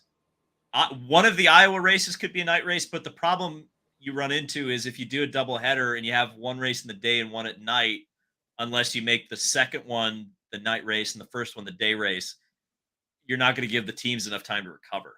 That would be the big issue. Yeah. Well, I'm excited to go to a doubleheader. I know I'm not huge on doubleheaders. I think they're cool. It's a fun once a year thing. Because I already emphasis on once a year. I Don't need to do it like again. you are gonna notice that if there are two different winners, the Saturday once the Sunday winner hits, the Saturday winner is gonna feel a little less important. Like it just takes away if you run another race right after you won a race. But I mean, as a fan to go, I was lucky, and that's one thing. The one of the few things in 2020 that was cool is we got to go to a lot of doubleheaders. Yeah, And yeah. doubleheaders are fun to attend in person. Like you go to the track on Saturday, and you're not just there to watch qualifying; you're there to watch a race. And then because like normally at the end of a race, when you're there, you're like, oh, it's about to end. That's sad. Disappointing. The weekend's about to be over. No, on Saturday when the race is about to end, you're still pumped up. You get to go back and do the exact same thing tomorrow. So doubleheaders are cool to attend. Very excited. It's cool when the track is worthy of it. I think that's a really key to, because the double head, because I think you are sitting there with rose colored glasses on, because you remember that Road America weekend, which was like the first weekend that fans could attend, they were two pretty decent IndyCar races. You forget sitting in the stands at Gateway and having to slog through two absolutely terrible races. And especially after the first one, you sit there and go, oh boy, we're going to have to sit through another one of these tomorrow. Yeah. So like Iowa works as a doubleheader track because it's unpredictable, because it has the unpredictability factor. It has and it's funny to say that because, without a mechanical failure last year, Joseph Newgarden wins both of the races. But at the very least, you're going to see action. You're going to see lap traffic. You're going to see 3 or 4 different lanes. You're going to see passing. Even if it's not for the lead, you're going to see cars, dueling with each other. And you don't see that at a track like Gateway. I mean, like they did an IndyCar they did an Indy GP doubleheader. And like one of the races was pretty good, but the other one sucked. So like even on a track that maybe you get one good race, you might get a bad one too. So you got it. I don't know. I don't think double headers. I think they tried them, and I think it works for Iowa because they have so much freaking sponsorship that they can support running 2 races, and they have a program set up to create that atmosphere. But I think honestly, if you did eventually go back to one race at Iowa, and I've said this for years, by the way, start making the Indy Next Series like Xfinity and make them a headline race. That's all you got to do. If people are showing up for the concerts anyway, say, we're going to show you a race, people aren't going to know it's not the Indy cars. That's how I feel about it. And frankly, the lights race was probably the most exciting of the 3 races they ran at Iowa last year anyway. So I don't know. Wouldn't it be cool to see an Indy Lights race run in front of a full crowd? Yeah. I don't know. Get me in trouble. Let's just talk about how you don't like concerts at races. Oh, I think that's a misrepresentation. I don't care. I don't care. I'm there for race cars, but like I understand the value that they have. It gets people in the door, it adds value to your ticket. I think that's fine. As long as it doesn't like inflate the ticket prices to where they're unreasonable that actual race fans can show up. But I Well, frankly think they should add concerts to every practice day. potentially Get that people happened at in the Iowa. what's up? Have you seen the Iowa ticket prices? I know that. Well, that you were trying to. Yeah. Yeah. They also built a suite that like half the stands now can't see the other side of the track. Yeah. But but again, I am very careful about criticizing Iowa and criticizing Hy-Vee, not because I'm like afraid of them or something, but like they brought Iowa back. I mean, like, am I really gonna sit there and go, yeah, screw you, guy? No, hell no, because they brought back a track that everybody wanted to come back, and they bring all. I mean, like, going to Iowa last year, I saw more consumer huge spot like M&M's was leaving NASCAR, and M&M's had banners all over Iowa Speedway IndyCar race. Okay, how can I complain about that? I I just like yeah, I understand. Like there is a legitimate complaint there about the prices going up at Iowa. And they're going to have to look at that. And there's a pretty clear obvious adjustment they've made that they are making Friday a free day. Hmm. I think they've identified whether or not they're ever going to publicly admit it or not that they maybe took a step too far. I'm sure next year you'll have an announcement that ticket prices are down. You guys can, come on in. Well, the real reason was that Ed Sheeran was very expensive. It was a very expensive get. Well, it makes sense. I mean, and if it ends up that Ed Sheeran concert like blows that place out and there's people hanging off the rafters to see him, then you've got the Formula One deal going on. Like can you really blame Formula One if they can keep getting suckers to pay $750 for a ticket? Yeah, that's good. Yeah, I've said that since people were complaining about Miami. It's like, well, people are buying them. Like, what do you? Yeah, I mean, it's not it is not consumer friendly. It isn't. But at the same time, if the seats are filled, and if the seats are filled, most importantly for the race, I think it could be a failure if you charge a ton of money and no one shows up for the race and they all show up for the concert. You've made a mistake. But if those people bought a concert ticket and sit in the race and go, "Hey, that's kind of cool. That was fun. I'll come back next year," regardless of who the concert act is, then you did something right. Yeah, And you probably made money. So I can't just sit there and just get really mad about it because it's not like you're raising the ticket price for the Indy 500 or something. You're raising it for Iowa, a track that we didn't have on the schedule because they couldn't make the business model work 2 years ago. I don't know. I like and concerts, yeah, sure. Like, do I like concerts? Am I like a concert fanatic? No. Um, But if that's what gets people to the racetrack, if that's what gets people in front of my favorite sport, if that's what keeps people and companies involved in my favorite sport, hell, let's do it. I said that, I just said that a little while ago. Freaking do it on the Indy 500 practice days. Do a concert every day. Get people in the door.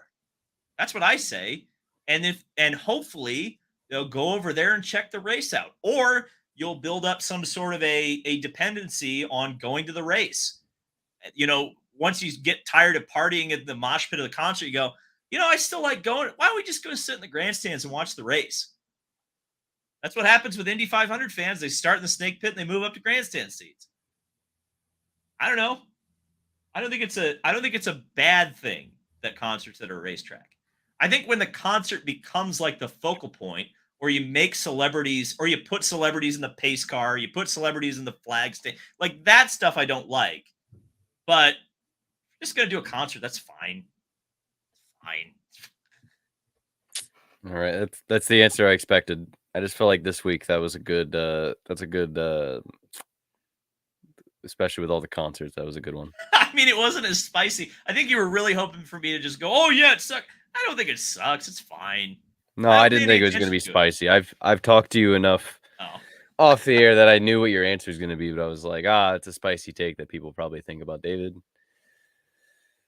oh, what do you mean?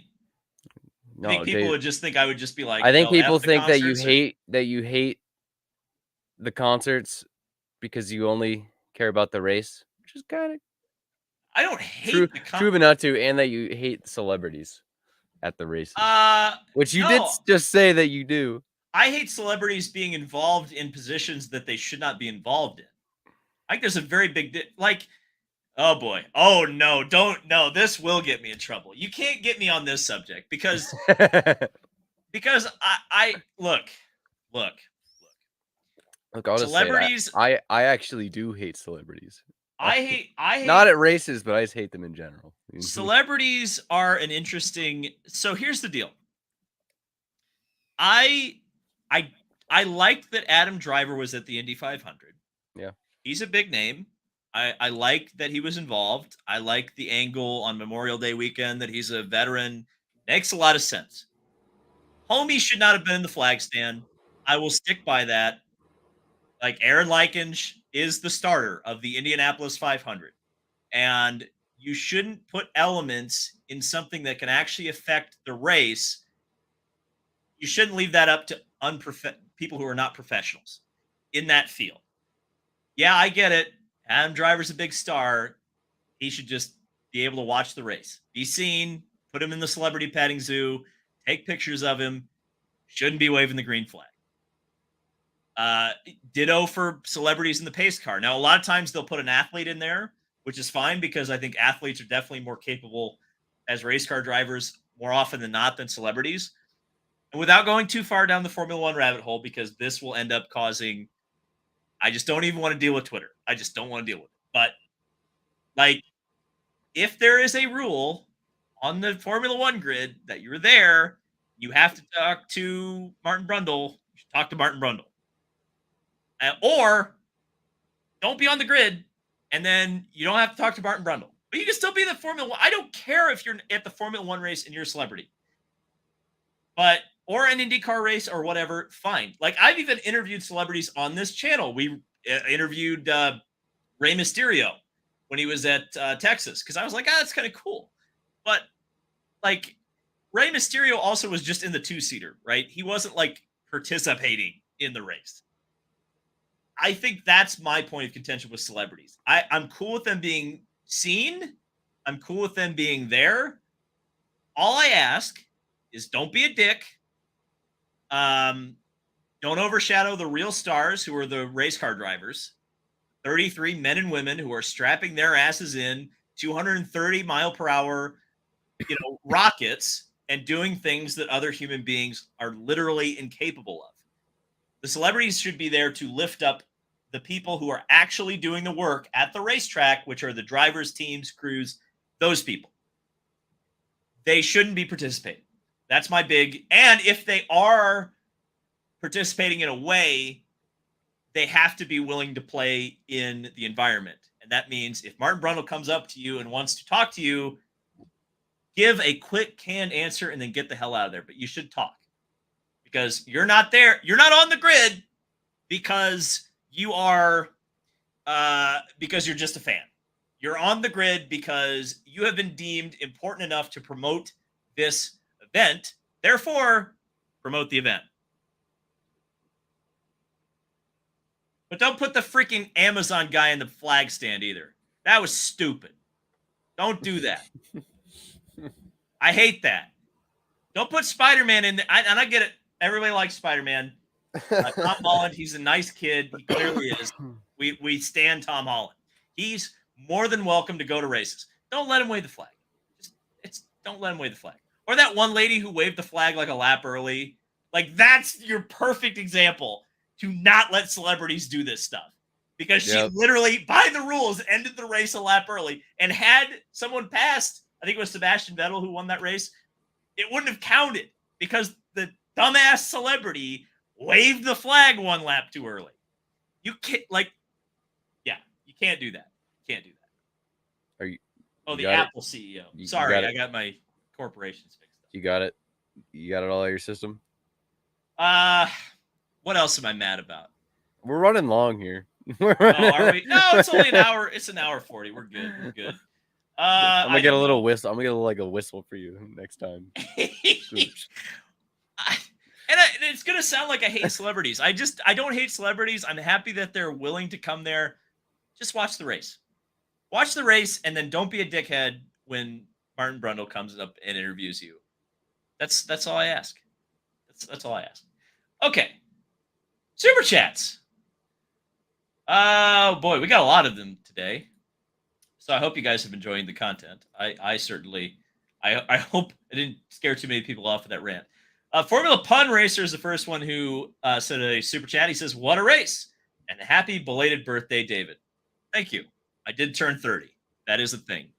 So if I'm extra grumpy, perhaps that's why. People can never guess my age, by the way. It's whether they either guess way too young or way too old. There's nothing in between. They never actually get my age right. I don't know why. I'll never figure that out, but oh well. Rasheem Hall Stewart says, should have more 500-mile races on the schedule. I agree with you completely. But I think on the schedule note, from what I understand about the schedule next year, I think people are going to like it. No, there isn't a 500-mile race being added, but I think it will be an improvement. Firecard says, given the Grosjean crash, do you think his seat is safe for next year? He is so fast. Has podiums on this year, but the wheels have really come off as of late. I think we've talked about this. I don't think he's safe. In fact, I think he's on the hot seat. What do you think, Kyle? Yeah, he's on the hot seat. The wheels are literally coming off on that car. Yeah, including the steering wheel, apparently. Yeah. Just a rowdy dude from South something. Your name is so long it doesn't even fit in the super chat thing. By the way, the super chats still aren't doing the @ thing, which I'm happy about because screw YouTube for making an @ system. It's so bad. Toronto course would be great for Canada Cup race. It's probably too long, right? You think the Toronto track's too long for Cup cars? No. Honestly, I think Toronto's kind of shorter than most. Oh, yeah. Circuits. Well, yeah. The hairpin wouldn't work. That would be a disaster every single lap. That would be I don't think Toronto would work for Cup. I know they race the Pinty's series there, but Pinty's is a lot different than Cup. Peacock has a ton of other sports. $4.99 is cheap. Sure. Sure.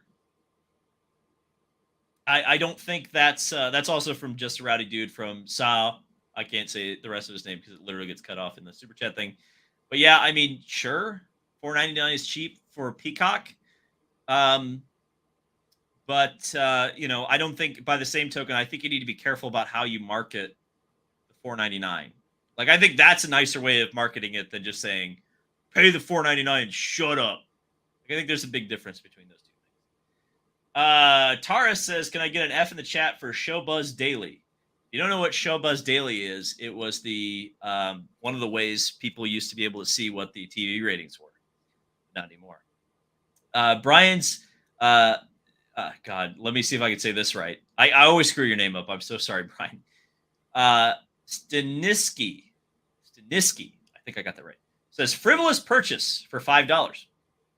Thank you. I think that is the exact cost of a Peacock membership. So I appreciate that you spent it on me and not Peacock. Tara says Chip needs to avoid the Sato left the team and we now suck curse at all costs. That's a thing.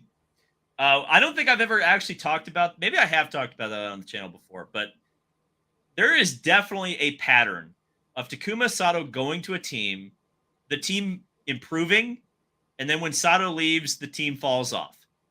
That is not coincidence, in my opinion. Kyle, what do you think of Takuma Sato going to teams and I making them think better?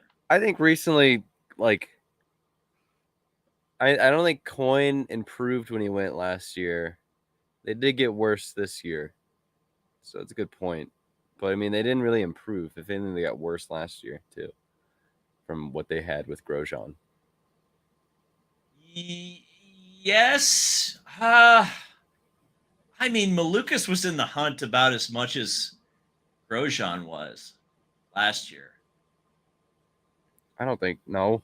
And Sato was genuinely quick at the Indy 500.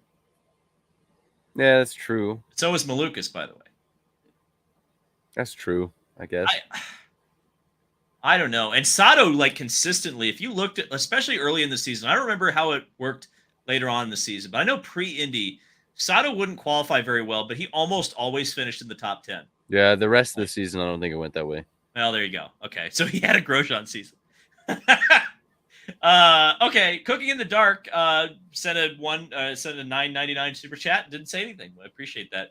Cooking in the Dark. Rodney says, how much dollars does it cost to buy a full-time ride with CGR? This came up last year, and let me see if I can remember exactly the number I was told.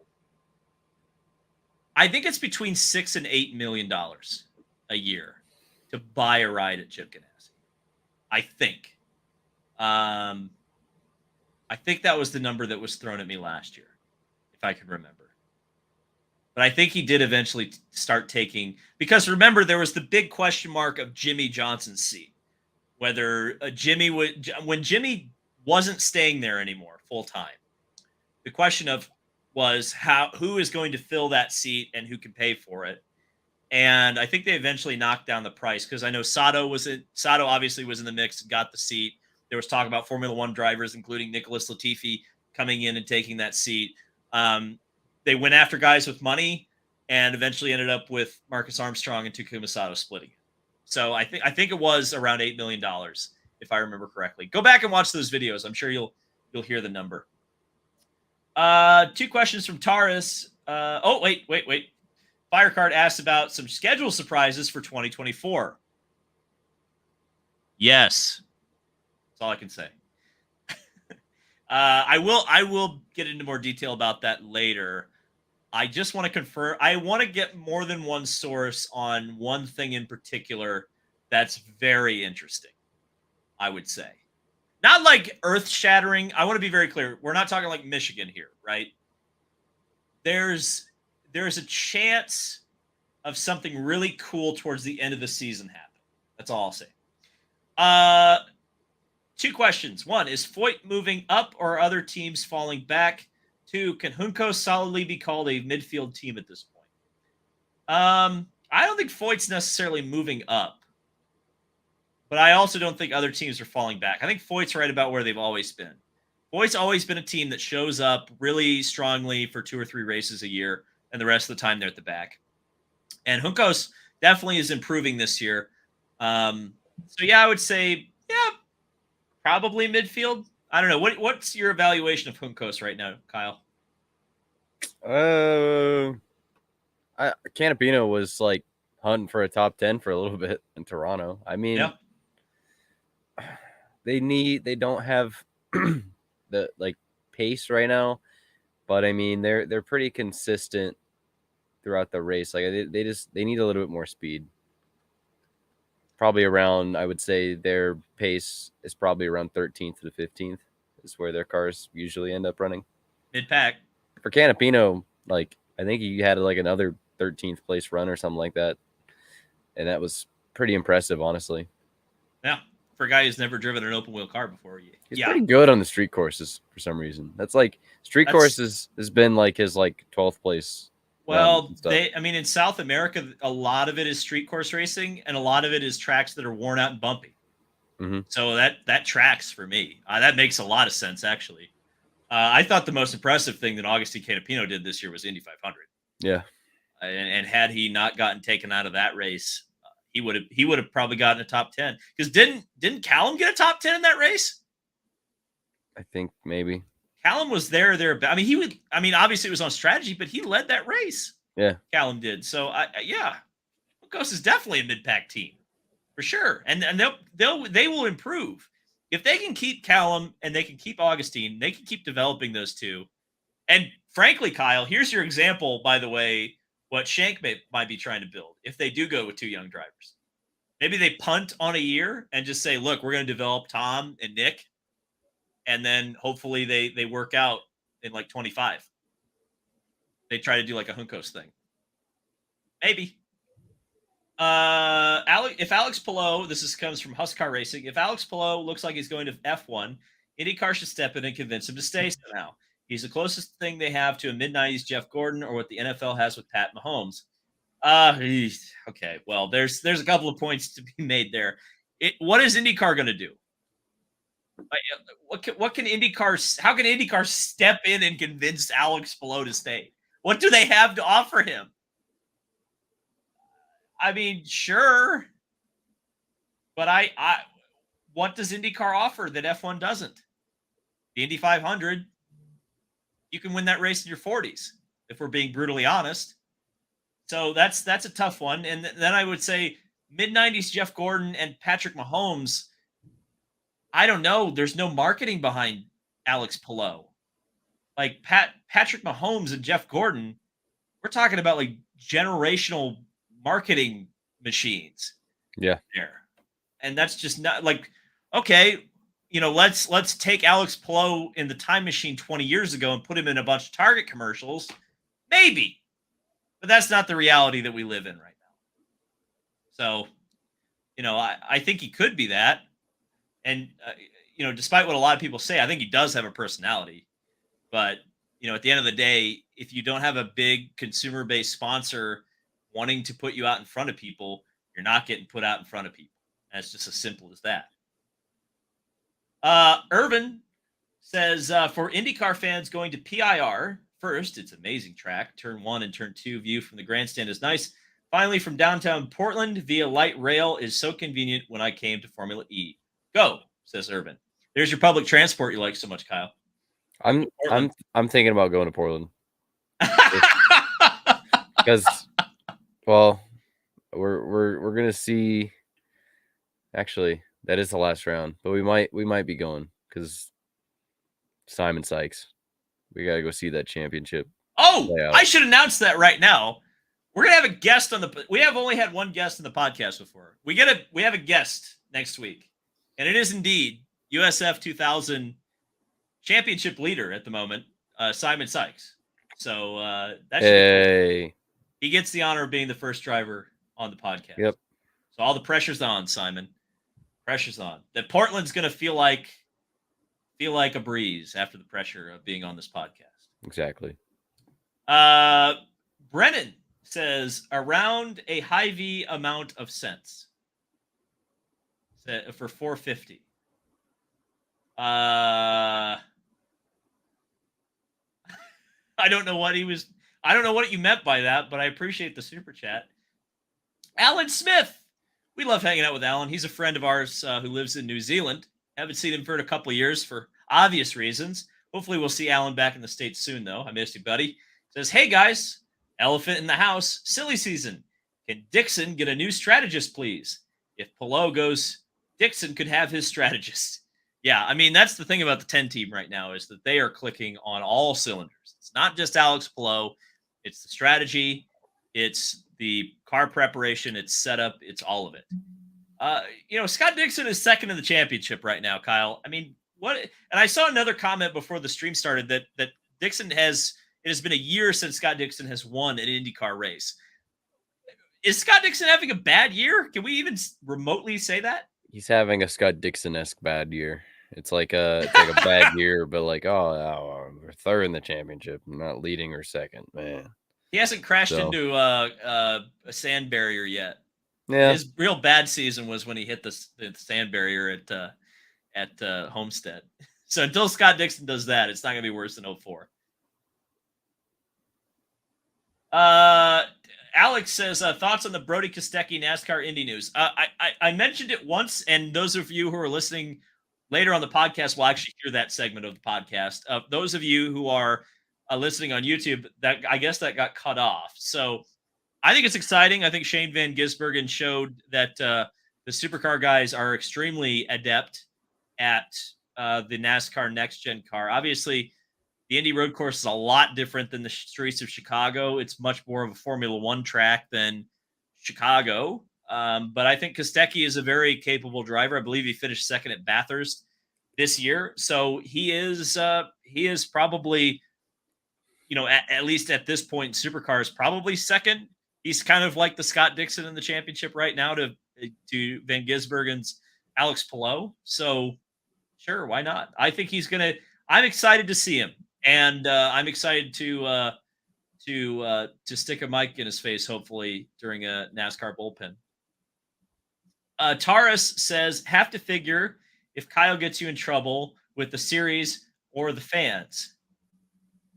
What?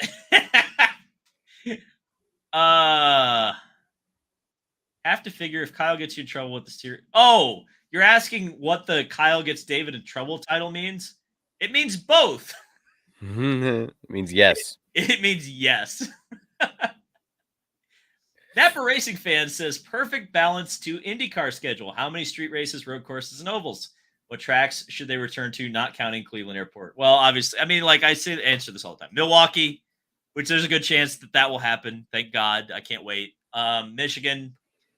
I mean, I've mentioned the tracks they should return to forever.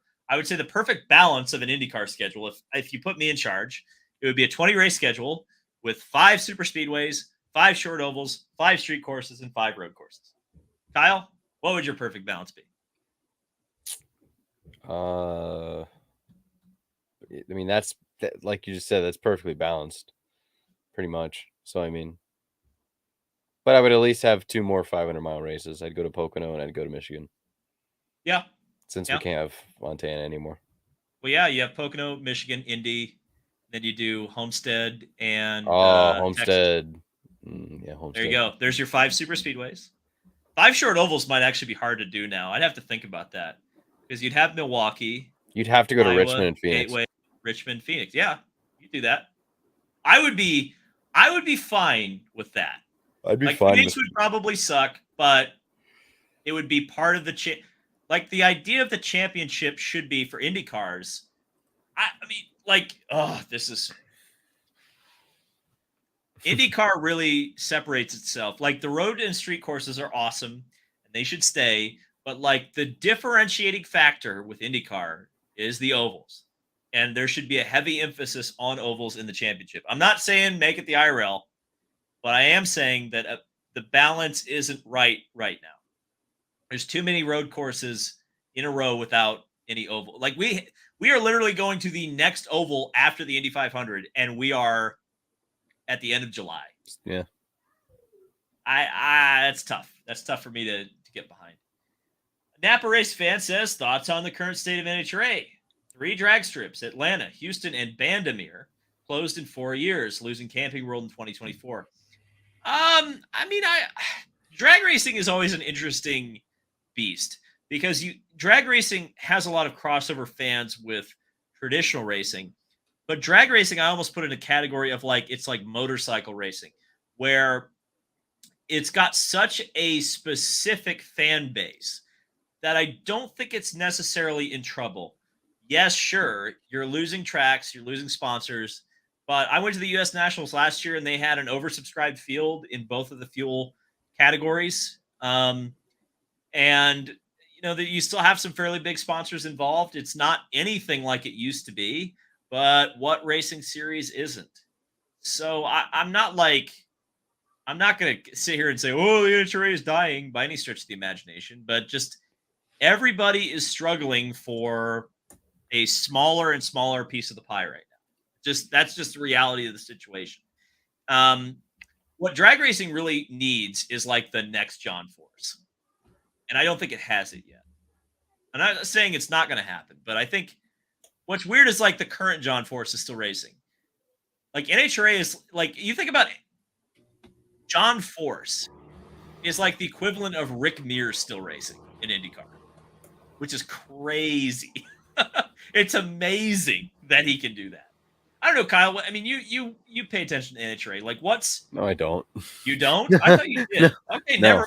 I pay more attention to NHRA than Kyle does. So, Yeah, yeah. I mean, for why did I think you watched NHRA? I don't know. No, it's because you watched Supercross, weirdo. Supercross. Hmm. I grew up with around two wheels, so I Well, do watch. that's the thing I would say is like, what's your evaluation like from the outsider perspective, like NHRA and where it stands in the motorsports landscape? Yeah, you're right. I mean, it's still John Force, and I think we all love to go see John Force, but like, what happens when there's no John Force in the NHRA? That's like the thought nobody even wants to think of. Yeah. Okay, because then all the other superstars like Ron Capps, Antron Brown, all the guys like they've also been around the sport for a long time.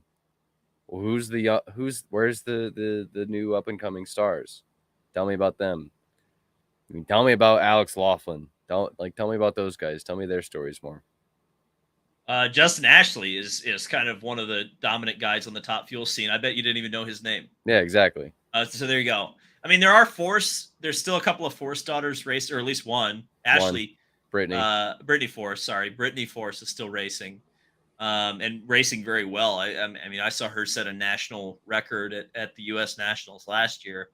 Um, but obviously, like much like most of us, if you're a kid, like Michael Andretti is not Mario. AJ Foyt the fourth is not AJ Foyt. Yeah. Haley Deegan is not Brian Deegan. So like Brittany Force is not John Force. She's her own person. She's a different driver. She goes about her business in a different way than John Force does. Her appeal and her draw is different than John Force's draw. So you can't just draw, and maybe someday when Force finally hangs it up, are those John Force fans going to jump to Brittany? Maybe, but I don't know because she's not really John, and she shouldn't be John. By the way, it's just like I don't know. Drag racing is an interesting beast because I will tell you this: if you're curious about drag racing, watch, and it will set a really high expectation for what drag racing is. But I would seriously say go watch like the old Diamond P Sports like year reviews of like the 80s and early 90s. They're really entertaining. Steve Evans, Brock Yates do a great job of showing off drag racing and making it really accessible and interesting and exciting. And even if you're not interested in like the current stuff, I would definitely suggest going back and watching some of that stuff because it's really cool to see like the progression that sport made because they really were like astronauts in those days. And it was really cool to see them go from 250 mile an hour quarter mile speeds to 320 by a decade's past. I mean, it was really a cool era of development and moving the sport forward. So I think it's really cool to see that stuff. Tara says, can you try getting a Miles Rowe available for the next guest slot? He's on fire in Indy Pro 2000. Miles is another guy who I would love. I don't know why we haven't done as much stuff with Miles. I've talked with him quite a bit off the air, but it's tough because like obviously I don't like cover the road to Indy closely. So like where there would be opportunities to talk to a Simon Sykes or a Miles Rowe or any of the other drivers in the ladder system. Believe me, I have a lot of good relationships with so many drivers on the road to Indy. But like, I'm just one man. When I go to an IndyCar race, it's hard enough just to keep track of 27 IndyCar drivers in 2017. There's 28 going to be at Iowa because they had Carpenter. So, to add 20 Indy Lights cars to that, or if you go to say Portland and all four rungs of the road to Indy, you're just keeping track of a whole lot. So yeah, Miles would be a great guest. He is a very insightful guy. He's I think he's the real deal. There's a lot of guys who I think are the real deal coming up in the road to Indy, and he's one of them. Simon Sykes is another one. Ironically, they both drive for Pabst Motorsports. No, they did not pay me for that endorsement. But yeah, there's some good talent coming up on the road to Indy. I'm looking forward to seeing some of them in Indy cars in the near future. Do we have any other super chats? No, we don't. So that ends our broadcast. Thank you, guys. John Force is going to race against his granddaughter. Maybe. That would be interesting if that did happen. Kyle, Corncella's this week. Corncella. Napa Racing fan right at the end sent a super chat. Should the Brickyard 400 return and stay for NASCAR? You're trying to get us in trouble. Stop it.